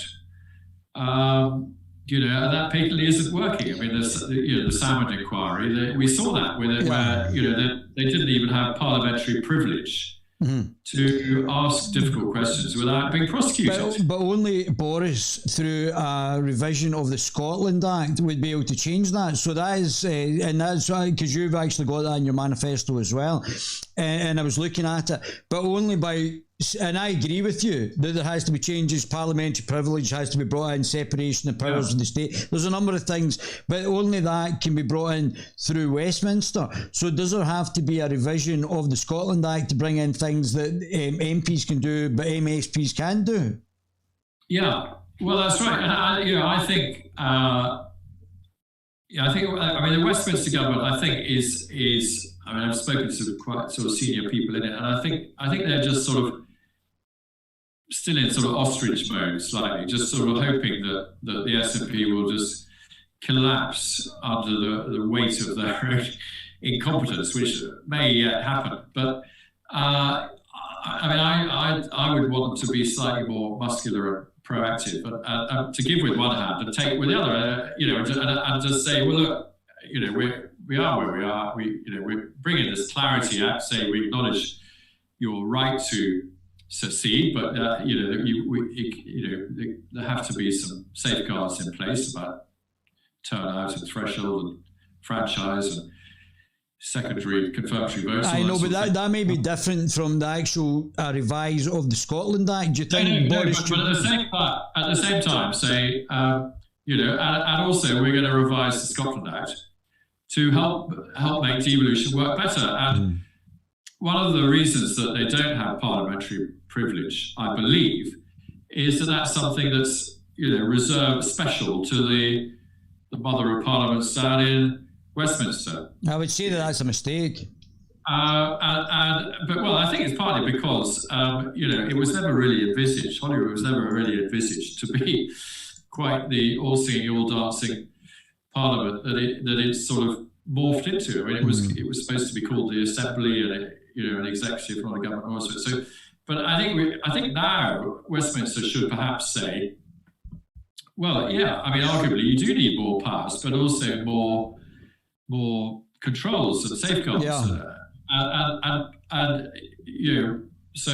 and bring it all in at the same time, clarity, revision to the Scotland Act. Say, yes, okay, we acknowledge that you're now a parliament, but therefore your parliamentarians must have parliamentary privilege so that they can properly scrutinise you. I mean, it was ridiculous that Jackie Bailey and Murdo Fraser and Cole Hamilton, they were just sort of unable to properly cross-examine Nicola Sturgeon, and consequently, she sort of walked away squeaky clean and won an election a few weeks later. But it's left a really bad taste in people's mouths. I think a lot of people still think that Nicola Sturgeon and her husband and the SNP hierarchy were, guilty of some pretty heinous crimes, which have not been properly investigated, and therefore, parliamentary privilege, I think, is essential. So I found reading through this that it was quite practically minded as well. You covered quite a lot of things, and it all made Derek's law to be introduced after the disgraced former First Minister to ensure that any MSP found to have acted in a manner unbecoming of an elected representative is forced to stand in a by-election immediately or stand down. A lot of it is very practical to end the practice whereby the Lord Advocate sits in the cabinet. I think there could be a Lord Advocate in the cabinet, but a separate one who's the head of the judiciary. I think there could be a separation there between the there has to be a law officer in the cabinet, but he, you need separation of powers between the executive and the judiciary. Yeah, but is that not again down to a revision of the Scotland Act? Yes, it very likely is, we are a. The Alliance for Unity exists not just to be a part. I mean, we're only a party as a sort of means to an end. I mean, I think the most other parties, the party and the maintenance of that party is an end in itself. We only morph into a party, and we've now currently sort of morphed back for the time being to being a movement, really. All right, that's interesting. To get our point of view across, and to help Scotland progress in a positive direction. None of these things are not necessarily, they're just ideas that we're putting forward, that not just for Holyrood but for Westminster, for people to think about, to try and keep the United Kingdom united, but also to make Scotland work better. Well, I'm quite glad you're here on the political scene as an entity. Anyway, I found it quite refreshing listening to you. I think having new ideas and new points of view, and having something else on the political spectrum, and new personalities who were of an intellect was very interesting. But the criticism that's been levelled through me to you is the fact that that you're a movement, which I totally get, which I think we've already covered on at the start, and your movement is to bring people together who are overall just unionists, to suck into this one overarching unionist sort of entity, all to be the bulwark against the nationalists. So it'd be just like two entities going at each other, and but what the criticism was that you obviously stood as a party and did very well. I mean, for a new political entity, you did remarkably well in getting 7th out of them. There was 26 other parties standing MPs, so you came 7th out with the 5 already established parties. So you did do well from the get-go. And people obviously responded. But the criticism was that why would you, if you're wanting to bring these entities together, stand and take unionist votes from unionist parties on the regional or even the constituency list? I know you didn't stand in the constituency list like Alba, but why would you take unionist votes away from unionist parties if you were trying to promote unionism? I'm glad you did, because I found your entrance interesting, but that was the sort of criticism levelled, and I was just wondering what it was really about.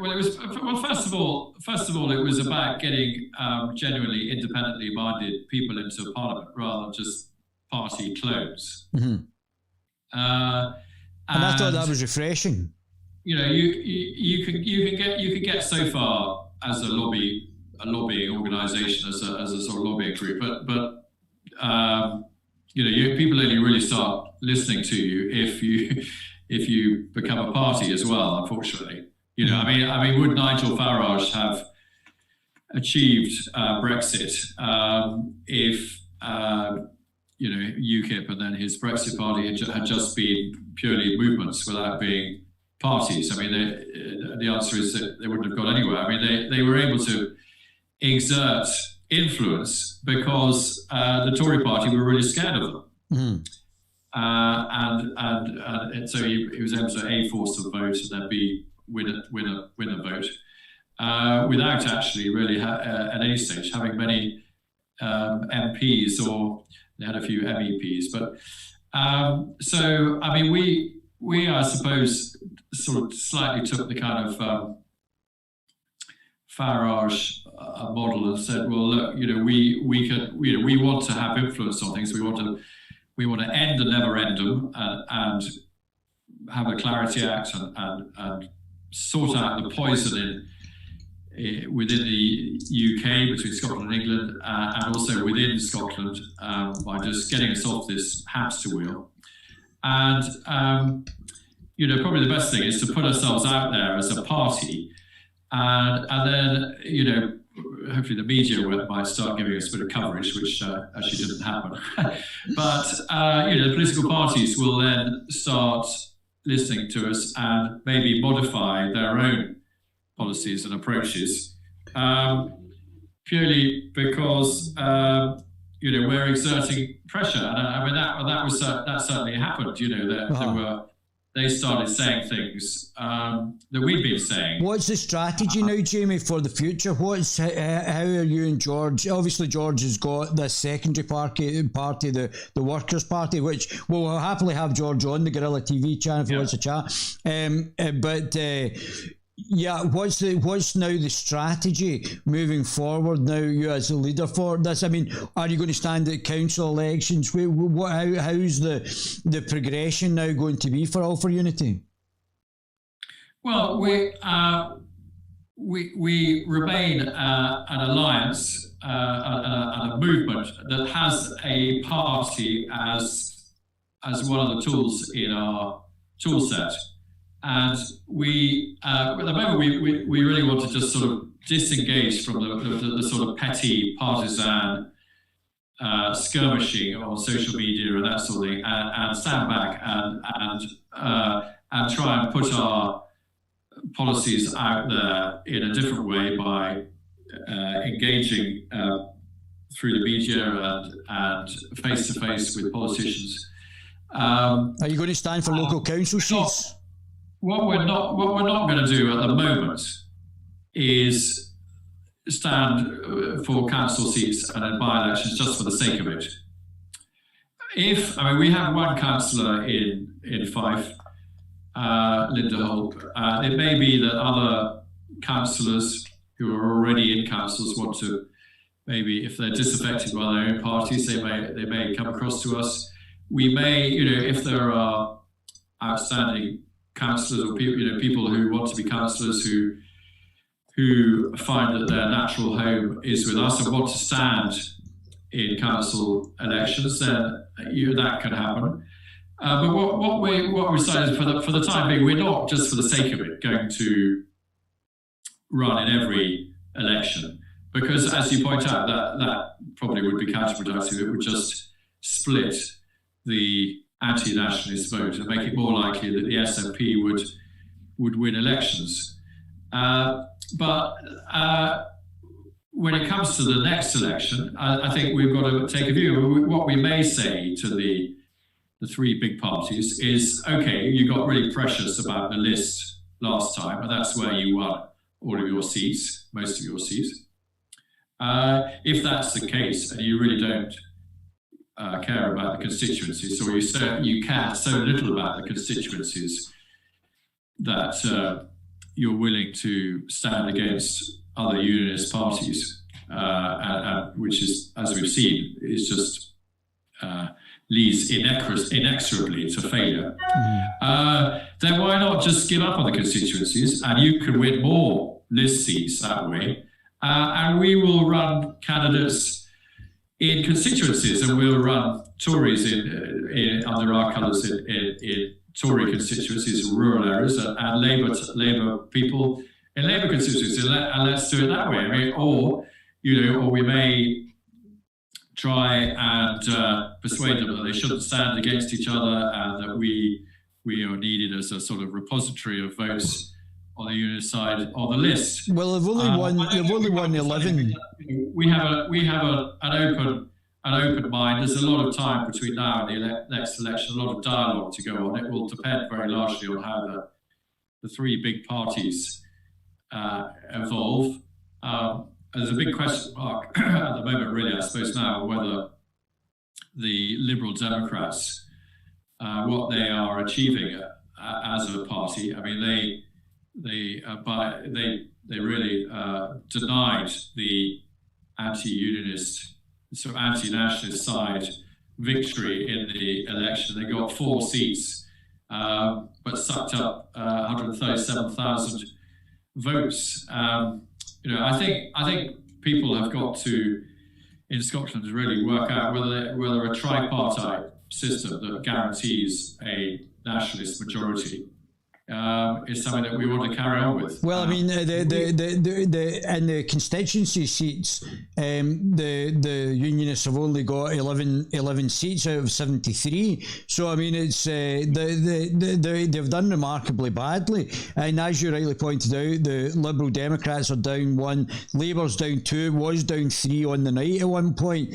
and it looks like it could go into just double figures eventually. They've only got 22 seats. And if that Unionist regional vote breaks up, they're going to get significantly less seats. If you're just a nationalist, and the flip side of you, and you break up that regional vote to the Alba Party and the Libertarian Party, that's going to massively reduce the number of regional seats for the Unionists as well as them collapsing in the constituency as well, Jamie.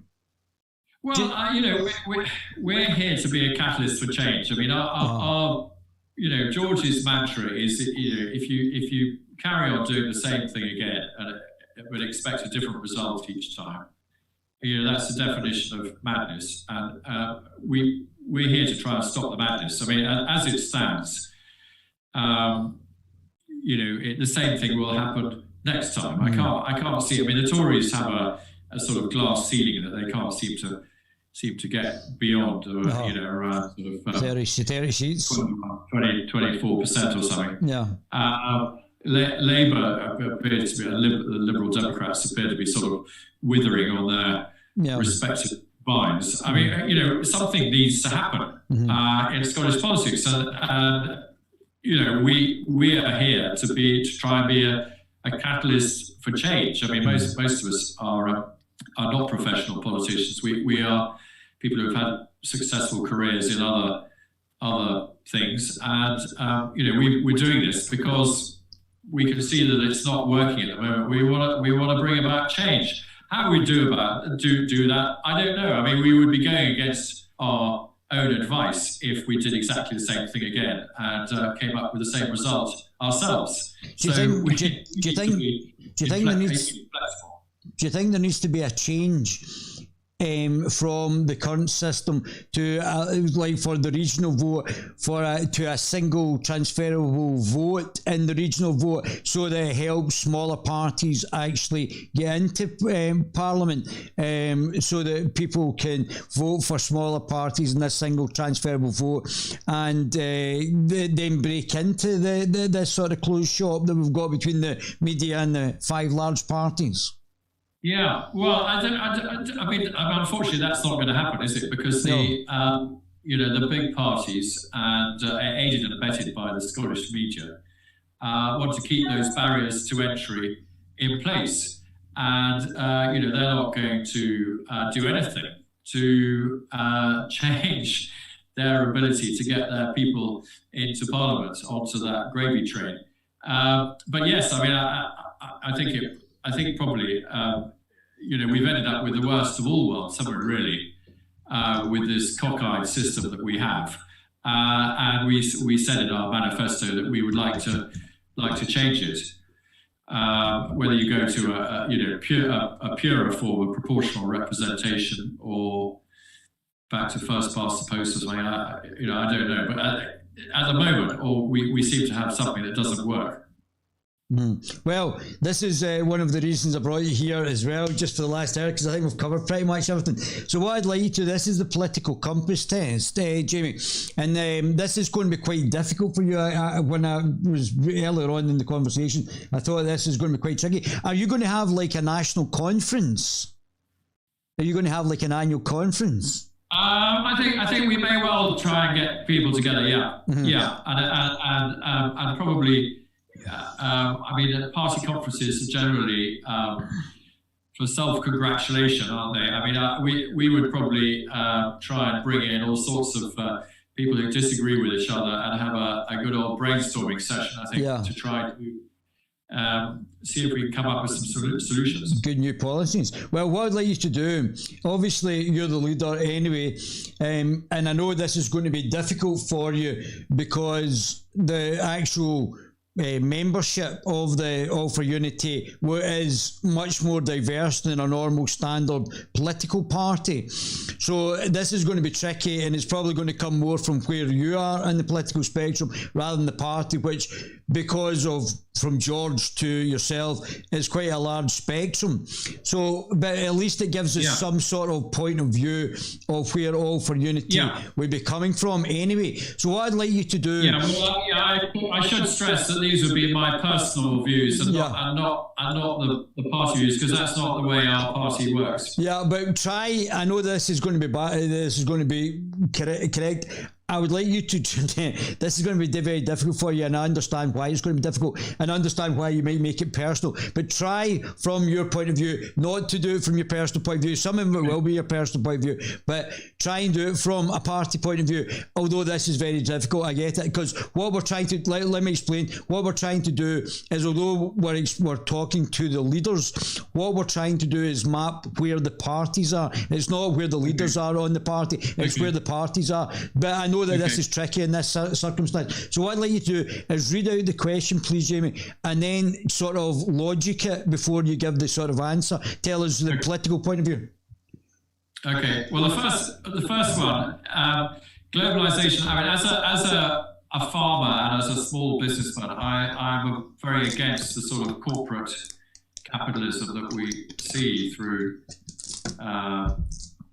globalization and increasing monopolies in the supply chain that I sell into. So I would agree that it should. I don't necessarily see how you could do that, but that it should primarily serve humanity rather than the interests of transnational corporations. I'd always support my country, whether it was right or wrong. Well, I would disagree with that, because I mean, plainly, I'm a Scot, and I disagree with a lot of what's happening in Scotland with Scottish government policy. No one chooses their country of birth, so it's foolish to be proud of it. Well, in the context, I mean, I think pride in one's nationality is a good thing, unless it's taken to ridiculous extents. But I mean, in the context of Scotland at the moment, I think it's gone beyond pride in being Scottish, hasn't it? It's become something more insidious than that. Am I a Marxist? I think the word you're looking for. Yes. I don't necessarily think it's foolish to be proud of where you're born, but I think what lies behind that question is that it's very foolish to sort of denigrate Scots who weren't born in Scotland, for example, or English-born Scots, for example. What would you say? Well, I could probably say agree to that. Our race has many superior qualities compared with other races. Well, again,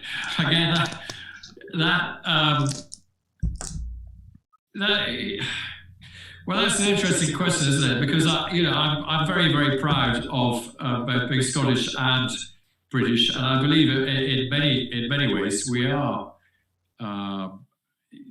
I wouldn't say superior, but that sort of better in many ways when you look at sort of British culture of tolerance and fairness and what we've brought to the world. But I suppose on the face of it, you have to say disagree, because I mean that is racist, isn't it? To say that you're superior to other races is racist. The enemy of my enemy is my friend. Well, I strongly disagree with that, because I mean that is identity politics in a nutshell, isn't it? Really.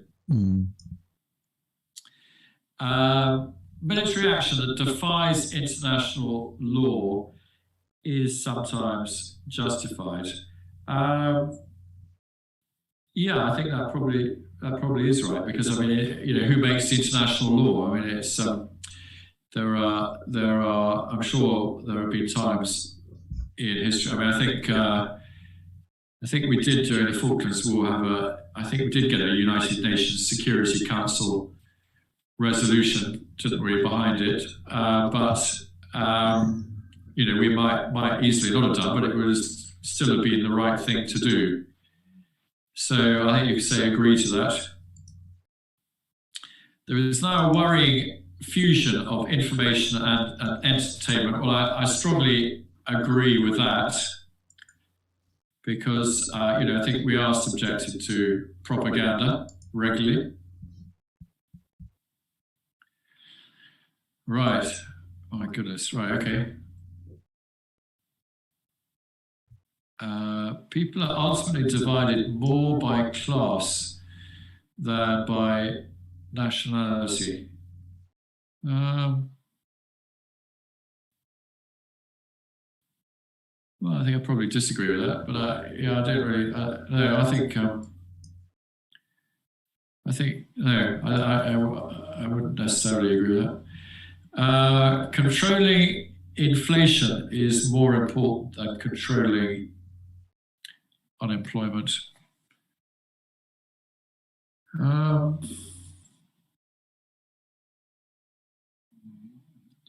Yeah, I think. Well, again, you're sort of within reason, really. I mean, if you let inflation spiral out of control, then that creates mass unemployment, as we have seen in many countries around the world.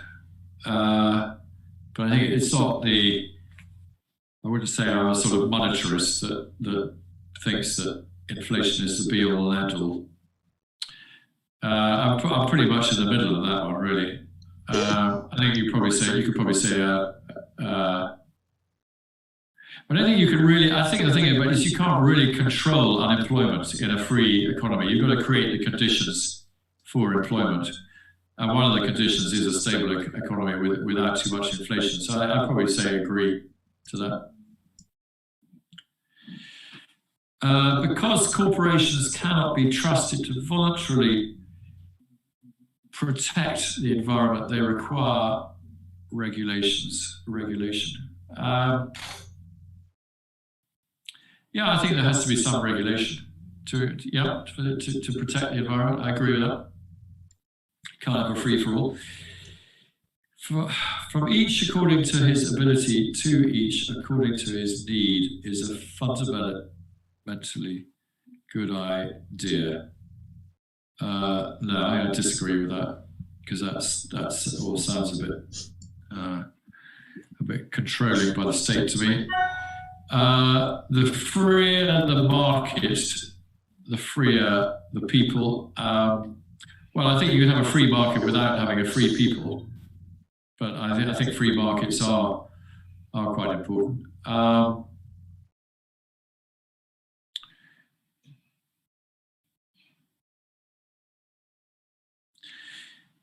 Yeah, I think I would probably disagree with that, because it doesn't. Well, one doesn't necessarily follow the other. But I mean, I see what they're getting at there. Sad reflection on our society that something as basic as drinking water is now a bottled, branded consumer product. And it's not something I would have particularly strong feelings at, because I mean, we can all drink water out of the tap, but I mean, it's also, you know, there's a market for other sorts of water as well. That if people want to buy that and produce that, then that's fine. I just probably disagree with that. Land shouldn't be a commodity to be bought and sold. I strongly disagree with that. I think land should be freely bought and sold without interference from the state. Regrettable that many personal fortunes are made by people who simply manipulate money and contribute nothing to their society.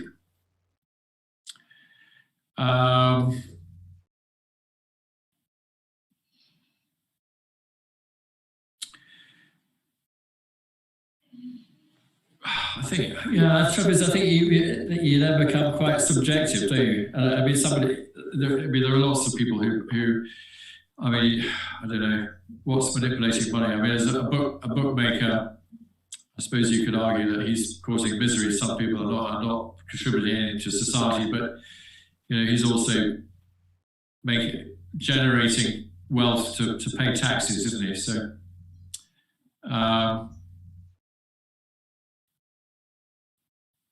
probably disagree with that. Protection is sometimes necessary in trade. Yeah, I agree. And actually, Adam Smith, when he sort of invented the whole concept of free trade, and said that there were important exceptions that should be made for protectionism. The only social responsibility of a company should be to deliver a profit to its shareholders. No, I do disagree. I think there is. I think they do have a responsibility to society as well.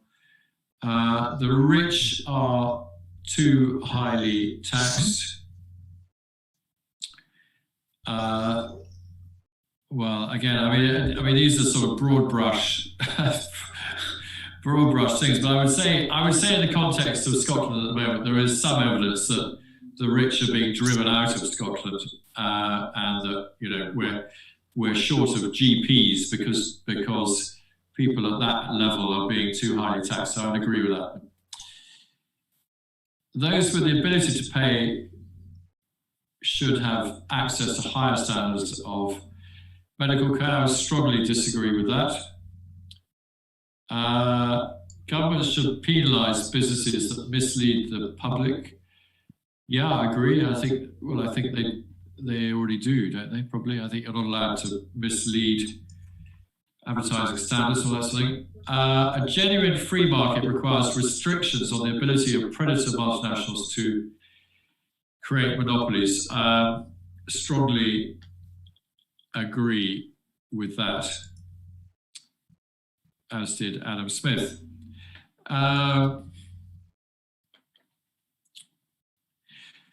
All right, abortion. Well, I disagree. I mean, I think abortion should be legal in certain circumstances. All authorities should be questioned. Agree. Strongly agree.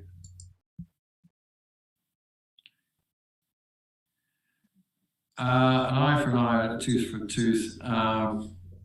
Disagree.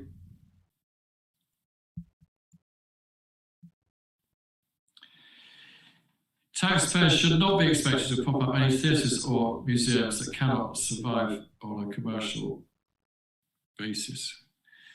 I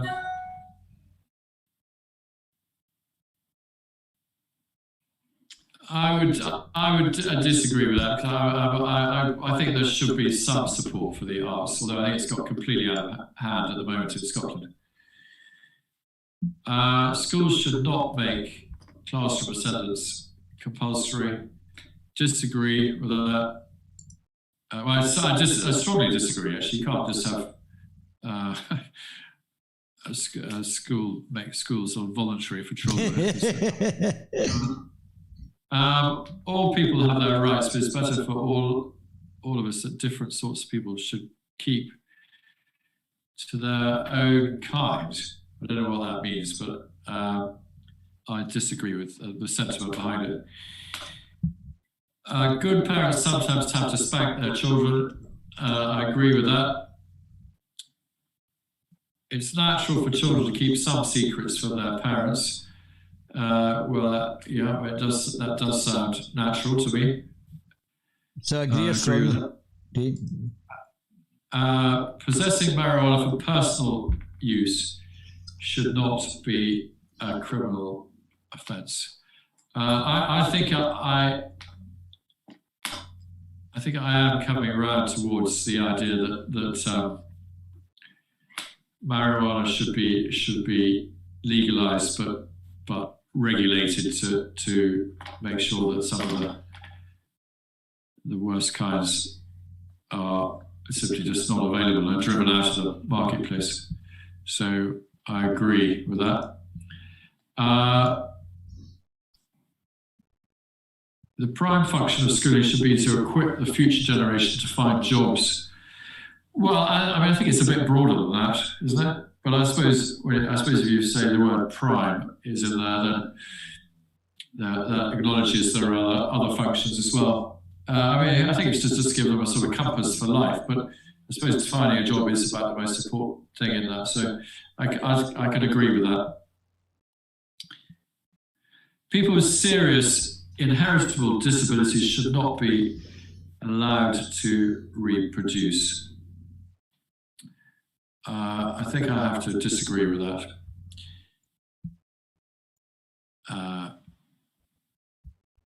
The most important thing for children to learn is to accept discipline.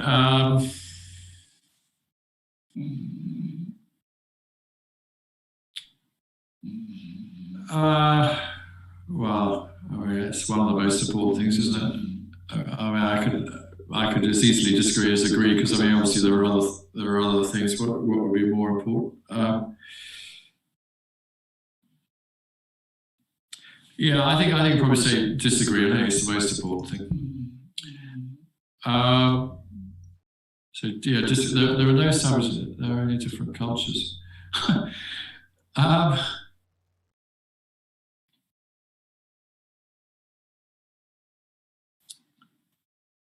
Yeah, I probably agree with that. I don't think it's the peoples who are inherently savage. I think it's the societies and regimes, really. Those who are able to work and refuse the opportunity should not expect society's support. Yeah, I think I have to agree with that.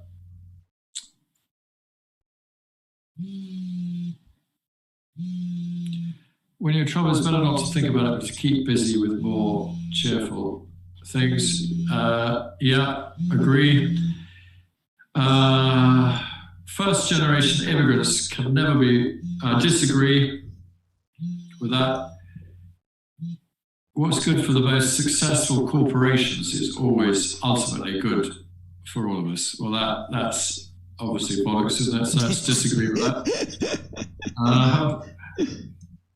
No broadcasting institution, however independent its content, should receive public funding. I think I'm coming around to agree with that.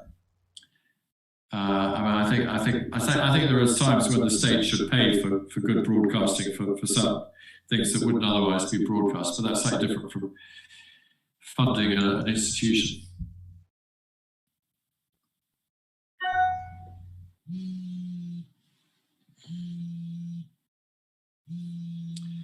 Are civil liberties being excessively curbed in the name of counter-terrorism? I don't know. It's difficult. No, I think I would disagree with that. I think terrorism is still worse than the medicine in this country anyway, and we've probably got the right balance. A significant measure of a one-party state is that it avoids all the arguments that delay progress. I strongly disagree with that. Although the electronic age needs make sufficient, yeah, strongly disagree with that. The death penalty should be an option for the most serious crimes. I disagree with that. In a civilized society, one must always have people above to be obeyed and people below to be commanded. No, I disagree with that. I mean, I think it's inevitable, and that's just the way things are. But I don't want to say it. I think the word "must" is wrong in that. Abstract art that doesn't represent anything shouldn't be considered art at all. Well, I think that's in the eye of the beholder, so I would disagree with that. in criminal justice, punishment should be more important than rehabilitation. Disagree with that. I think rehabilitation is more important. Waste of time to try to rehabilitate some criminals. I think one has to believe that no one is beyond redemption, so I disagree with that. The business person and the manufacturer are more important than the writer and the artist. Well, as a writer, I have to disagree with that. I strongly disagree with that. Mothers may have careers, but their first duty is to be homemakers. Well, I think I do agree with that. I think the most important role in any parent's life is to be a parent before their career. So, but do you think mothers, though? Yeah, well, that's being a bit sexist, isn't it? But I think when all is said and done, the most important thing in their life should be their children. So I agree with that. Multinational companies are unethically exploiting the plant genetic resources of developing countries. Yes, I think I agree with that. I think they are. Making peace with the establishment is an important aspect of maturity. No, I disagree with that. Right, where are we? Next page. Astrology accurately explains many things. I disagree with that. You cannot be moral without being religious. I disagree with that. Charity is better than social security as a means of helping the genuinely disadvantaged.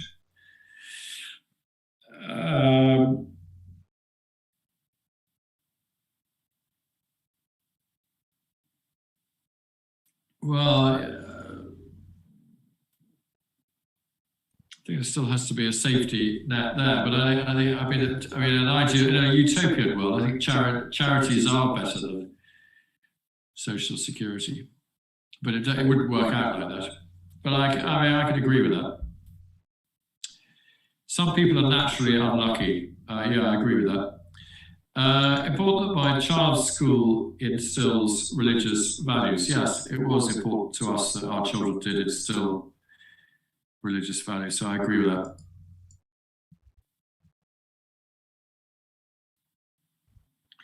Sex outside marriage is usually immoral. No, I disagree with that. A same-sex couple in a stable, loving relationship should not be excluded from the possibility of child adoption. That's a hard one, but I agree they should not be excluded. I mean, there probably are same-sex couples who make better parents than traditional couples.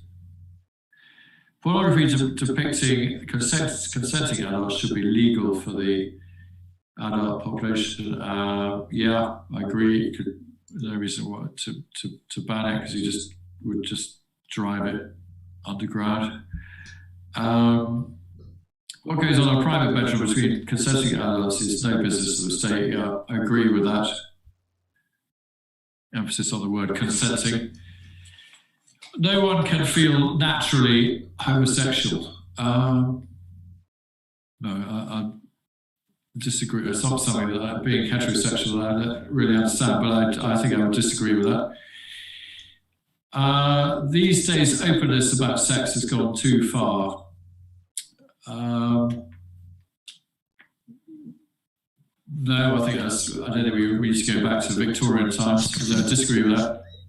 So I've already done this now for the Liberal Party, the actual not the Liberal Democrats, the Liberal Party, the UKIP and the Family Party. I keep calling it the Family Planning Party, Family Party, and all of them are de facto probably classical liberals or libertarian liberals, which I've got a sneaking suspicion that we're going to find that you are also a classical liberal. And I think maybe we need a party with classical liberalism or libertarian liberalism brought into Scotland, or a new Scottish Enlightenment for the actual Scottish liberals. So here we go.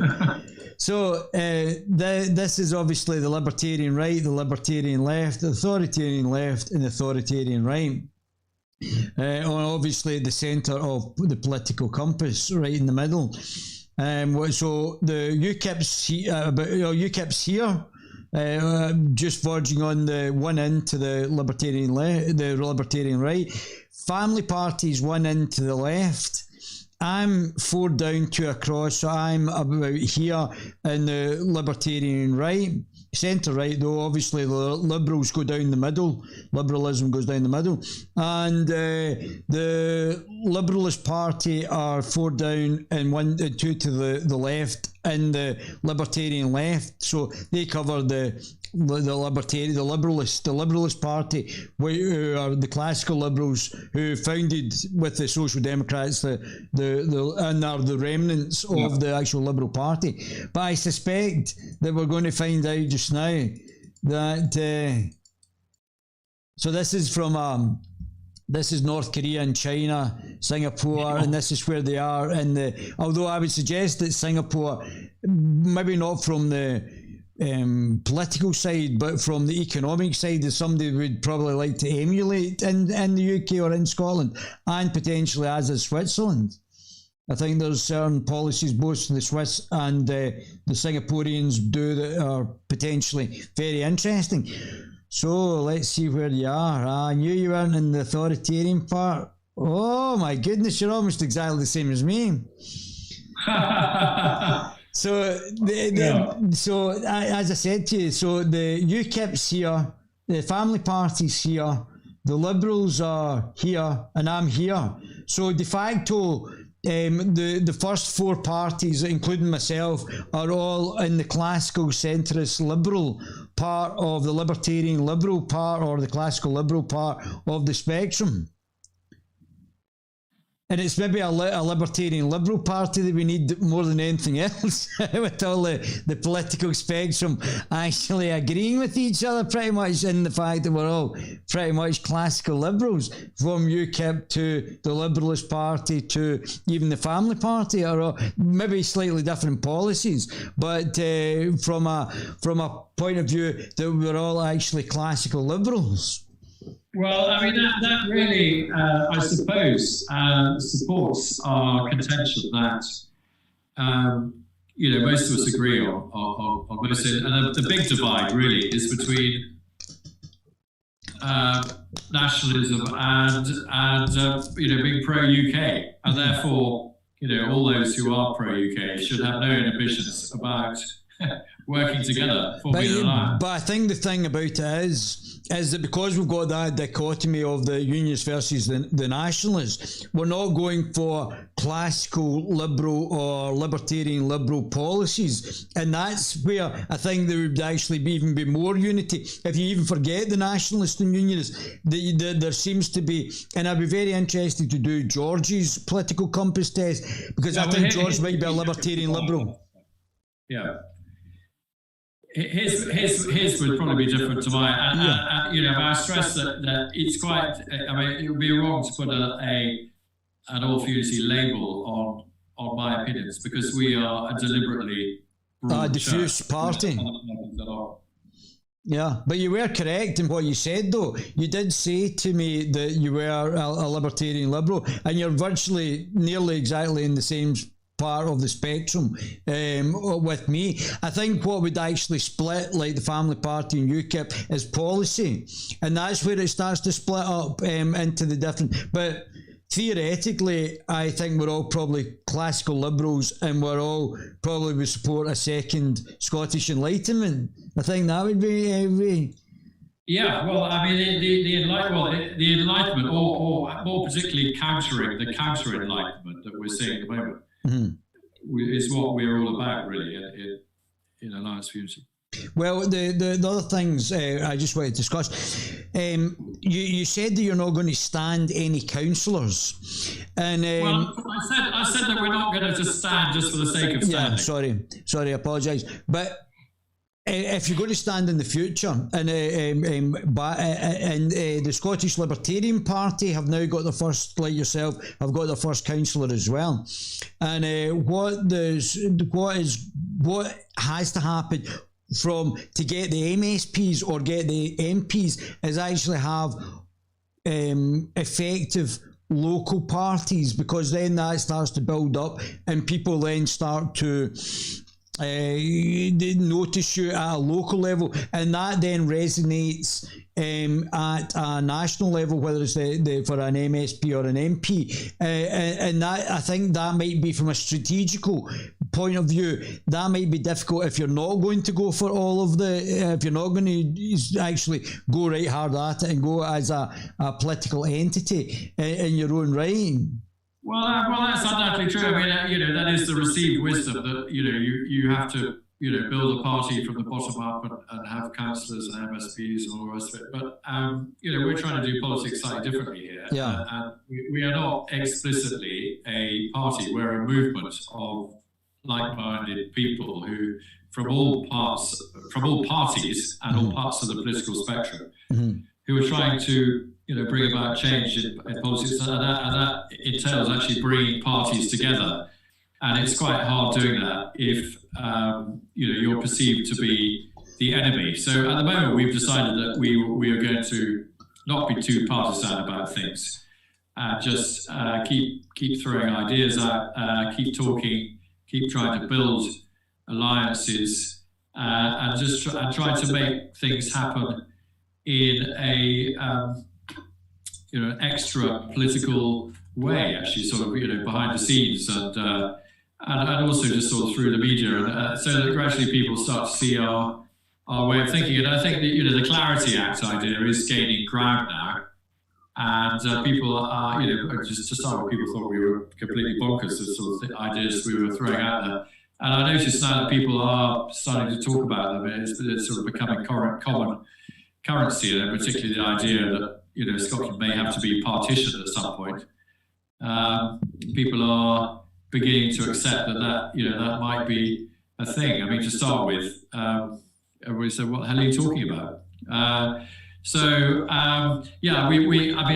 There is a danger that by staying on the sidelines and not engaging and being a party and fighting elections and things like that, we don't get any publicity, and it may well be that we do become a party, revert to being a party again at some point and start contesting elections. But at the moment, we want to focus on bringing people together, and we don't want to be perceived to be the enemy. Well, I mean, you've got just under 1%, just 0.86% of the vote. So obviously, it's going to take a good hard whack to get it back up to between whatever the 5% and the 8% is to start getting your first MSP. And you said that you had talked to UKIP. Did you speak to Nigel's? Did you speak to UK Reform? Yeah, Reform. We work very hard on Reform. We're trying to persuade them to stay out of Scotland, or at least to come in with us, really. We were fairly advanced talks with people, but in the end they decided that they wanted to make a big splash in Scotland, and it turned out not to be. But they didn't put anybody forward. I noticed they didn't put any forward in the first past the post here. I mean, they've came, wait until I work out, so that's 8th, 9th, 10th, 11th, 12th. They've came 12th to be, they just ahead of the Scottish Libertarian Party. So they don't seem to have, like, if you combine your votes. I mean, did you speak to Richard Lucas and the Family Party as well? I think, no, I certainly regret that we didn't talk to them more, actually. I think we probably missed a trick there. I mean, I think at the end of the day, you don't really achieve anything in politics without being in power. It's all about getting power and keeping it. And the Conservatives, Labour and Liberal Democrats, it's a great conceit of theirs that they achieve things in Holyrood. Well, they don't achieve very much. I mean, the SNP rides roughshod over them the whole time. Mm-hmm. And and I think everybody has to be pragmatic and say, well, look, let's just. I mean, our differences are not so great. No. That we can't all work together and be a catalyst for change. I think it would have been a wonderful thing if we had got rid of the SNP and the Greens and ushered in some sort of grand coalition to run Scotland. It could have been the catalyst for all sorts of things changing in Scottish politics, so realignments and new policies and all the rest of it. But anyway, it remains a pipe dream, I'm afraid. Yeah, well, I mean, the combination of let's go for the constituency vote. You've probably got more votes for the Unionists there. I'm excluding the Greens in this one just now, but if it was just the three Unionist parties versus the Nationalist Party, you would then have some sort of competition. But because it's the Lib Lab Con Party are split and don't look like any time soon they're going to come together and lose out their personal political ambitions, I understand where you've came from your idea, but to actually get it to the reality, I think it's would be quite a tall ask. My point, or the question I'm going to raise, is it better to look down the way and where you might have slightly more flexibility, because a lot of these smaller parties are only getting, well, certainly less than 0.5%. And there would have to be consolidation to actually get them to actually start even begin to challenge the over 5% to the 8.1%. Well, we did try that, and we did, as I said at the beginning, we did have some success because without us, there would have been at least 3 or 4 more parties on that list. There would have been the Scottish Christian Party, who probably would have taken some votes away from the Scottish Family Party, I imagine. Yeah. There would have been the Workers' Party, who would have taken votes from Labour. Mm-hmm. There would have been the Scottish Unionist Party, who would have taken votes from the Conservatives. So we did consolidate, and there would also have been Lawrence Fox's party as well, who probably would have taken votes from all over the place. But so we did do quite a bit of consolidation. Yeah. And next time maybe we may do a bit more. But I mean, the trouble is, a lot of the motivations behind these smaller parties is that they just want their place in the sun every 5 years. Mm-hmm. They don't really care whether they get in or not, because they don't have any great expectations that they will. They just want a bit of publicity for their cause. Mm-hmm. And that is difficult. But I mean, being a broad church like Alliance for Unity,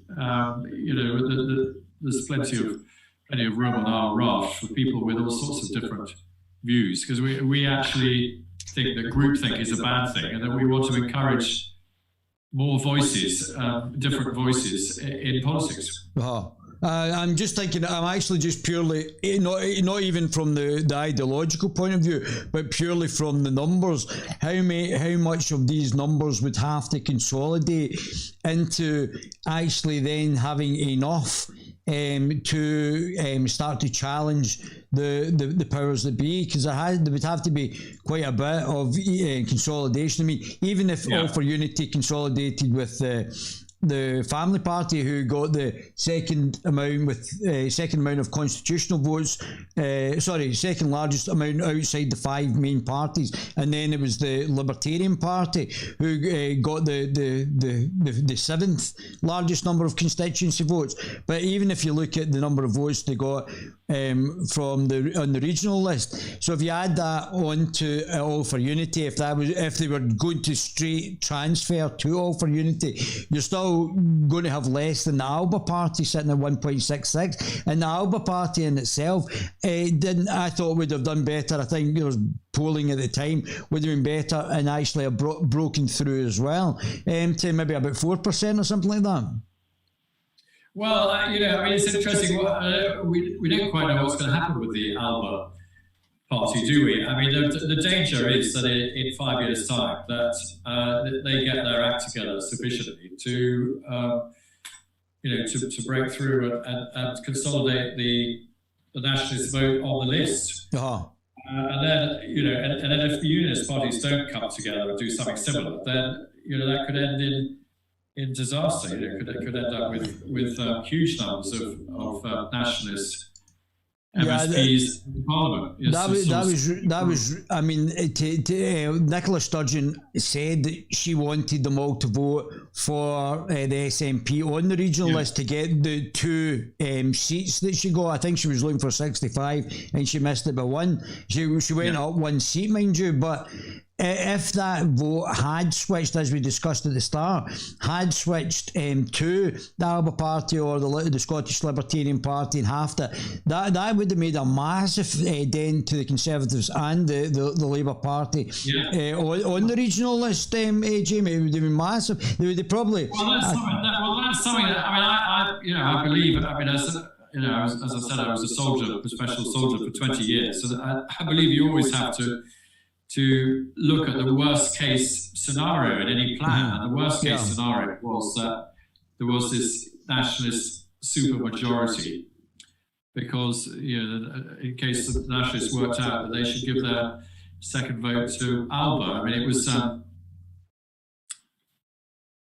whatever reason, Alex Salmond's unpopularity or whatever, that they didn't do that. But there's a danger next time there might be 2 nationalist parties, one on the list and one in the constituencies, and in which case the Unionist cause would be in a really bad place. Oh, it would be very bad for the Unionists as well. And do you think the egos of the political class and the actual 3 main parties are such that they would want to retain their own fiefdoms rather than actually have a coordinated effective Unionist vote to actually stop the nationalist vote?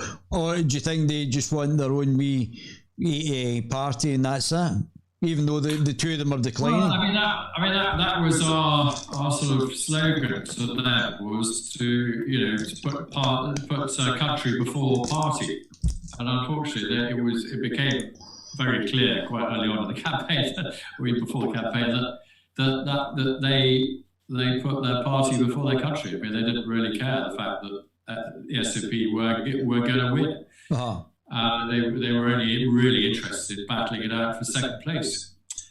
And I suppose part of what we're trying to achieve really in the next 5 years is to make the Scottish population feel that that's unacceptable. That they want, they want a general election where there's a genuine chance of a different government, and that simply isn't on the cards. Where we have 3 big Unionist parties all standing against each other, and I don't, we've somehow got to get the message across that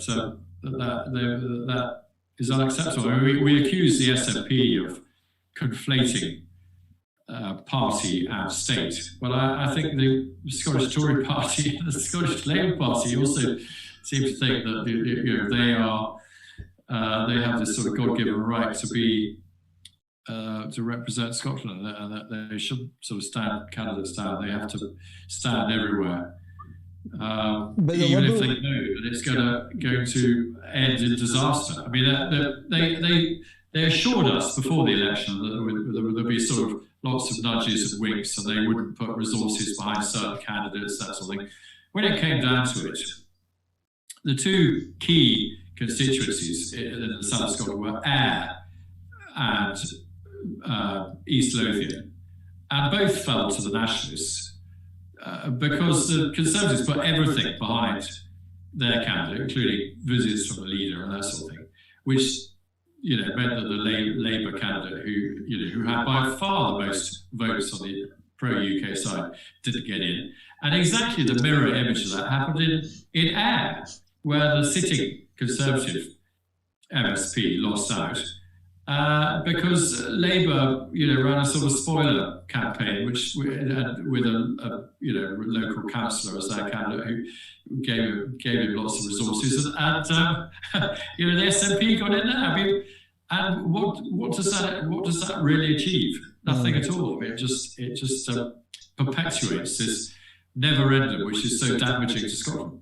But the Labour Party, I mean, the Labour Party, from going from 40 and being so high up in the polls a number of years ago, and having 40 MPs, if you remember back in the day, but have now can only get one MP elected in Scotland, and two MSPs, first past the post MSPs elected. So they've completely fallen off a cliff. I think the Labour Party's autumn conference is a phone box up in Sutton or in the Western Isles. Because there's nobody going to be there because they can't get anybody elected now. They have now declined. We've already seen them two off under Mr. Sawa, which I think he shored up the vote a wee bit, but two off with under Mr. Sawa, and we're seeing the decline in the Liberal Democrats as well. So there is now these are dying parties as well, and I think the lack of new political initiative, or even regurgitating like the Scottish Enlightenment and regurgitating that classical libertarian liberal points may have a greater resonance with. There seems to be a lot of people who are actually, they don't realise, but they're actually libertarian liberals, and they would actually see something better from a libertarian liberal party, which I might set up. You can all join that. Yeah. Well, maybe you should. I don't know. It's a difficult one, isn't it? I mean, you're not going to get sort of renewal, I suppose. As you say, these parties are dying, and other ones are sort of coming up in their place, but not fast enough. And the media, as I've said, erects barriers to entry against new parties. The media is like a doctor trying to resuscitate a political party that's dying. Your political party's dying. Don't worry, we're the media. We'll get it back working again. Yeah. Willie Rennie. The start of the campaign. As I said, it looked in some polls as if we were sort of neck and neck almost with the Liberal Democrats. Willie Rennie got wall-to-wall coverage, got into every debate, all the rest of it. We got no coverage at all. Uh-huh. So it's difficult because you've got these parties dying, but there is no sort of renewal. No. And that's why I think I hesitate to use the dreaded words "great reset," but which I'm using with a different meaning in a different context. But I think there does need to be a great reset in Scottish politics, because I think we've got three political parties on the Unionist side that are not fit for purpose. Yeah. And a period of coalition where we might actually have ended up with a permanent pro-UK party, a sort of centre-right or centrist party, or maybe centre-left, I don't know. But I mean, it wouldn't have been very far in either direction. But there was a sort of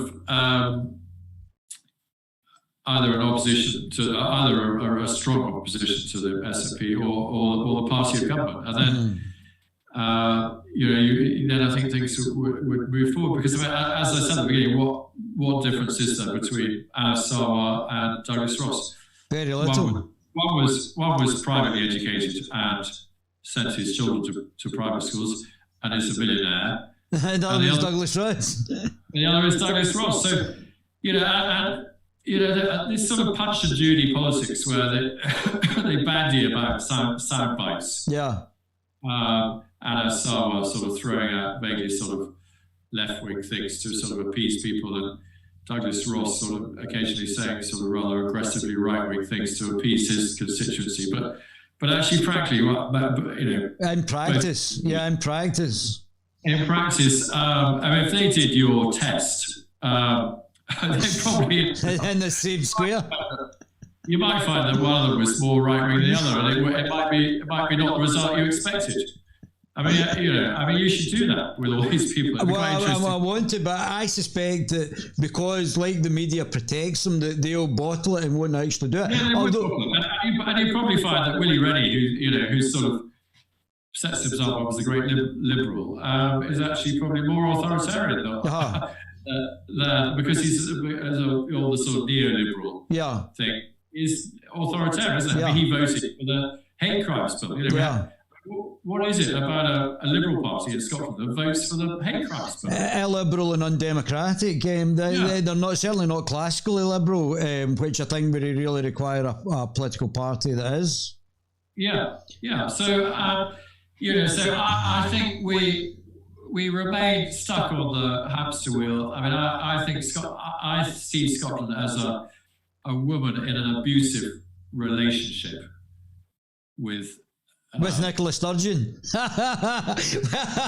which, if you know about super injunctions, you might be careful what you say.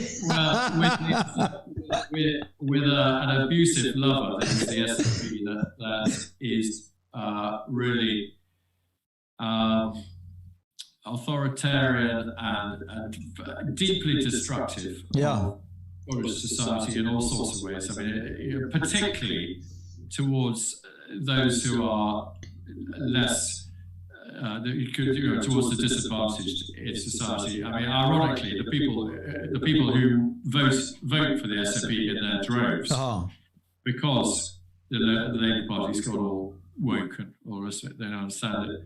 Are the people? They're the people who are really suffering from drug deaths and poor education and lack of social mobility and dreadful social housing and long waiting times for health. I mean, ironically, it's people who, sort of Tories who can afford to educate their children privately or take out private health insurance, who are battling against the SNP. I mean, they're actually not doing too badly from the SNP. That's the irony. Because the SNP is sort of quite often trying to talk left and act right. I mean, they're not actually, they're sort of fake socialists, really.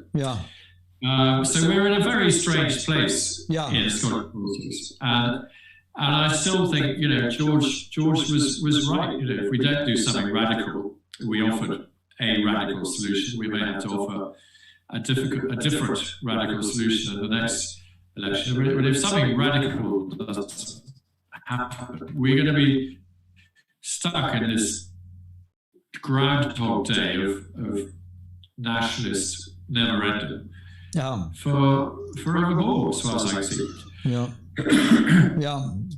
I mean, it's a shame. I think one of the things that I do with this political channel, although this channel is more for political science and it's a very niche sort of thing, not for the great masses, but it certainly helps other people who have got a greater reach to the masses to get a good perspective on where the actual political parties are coming from.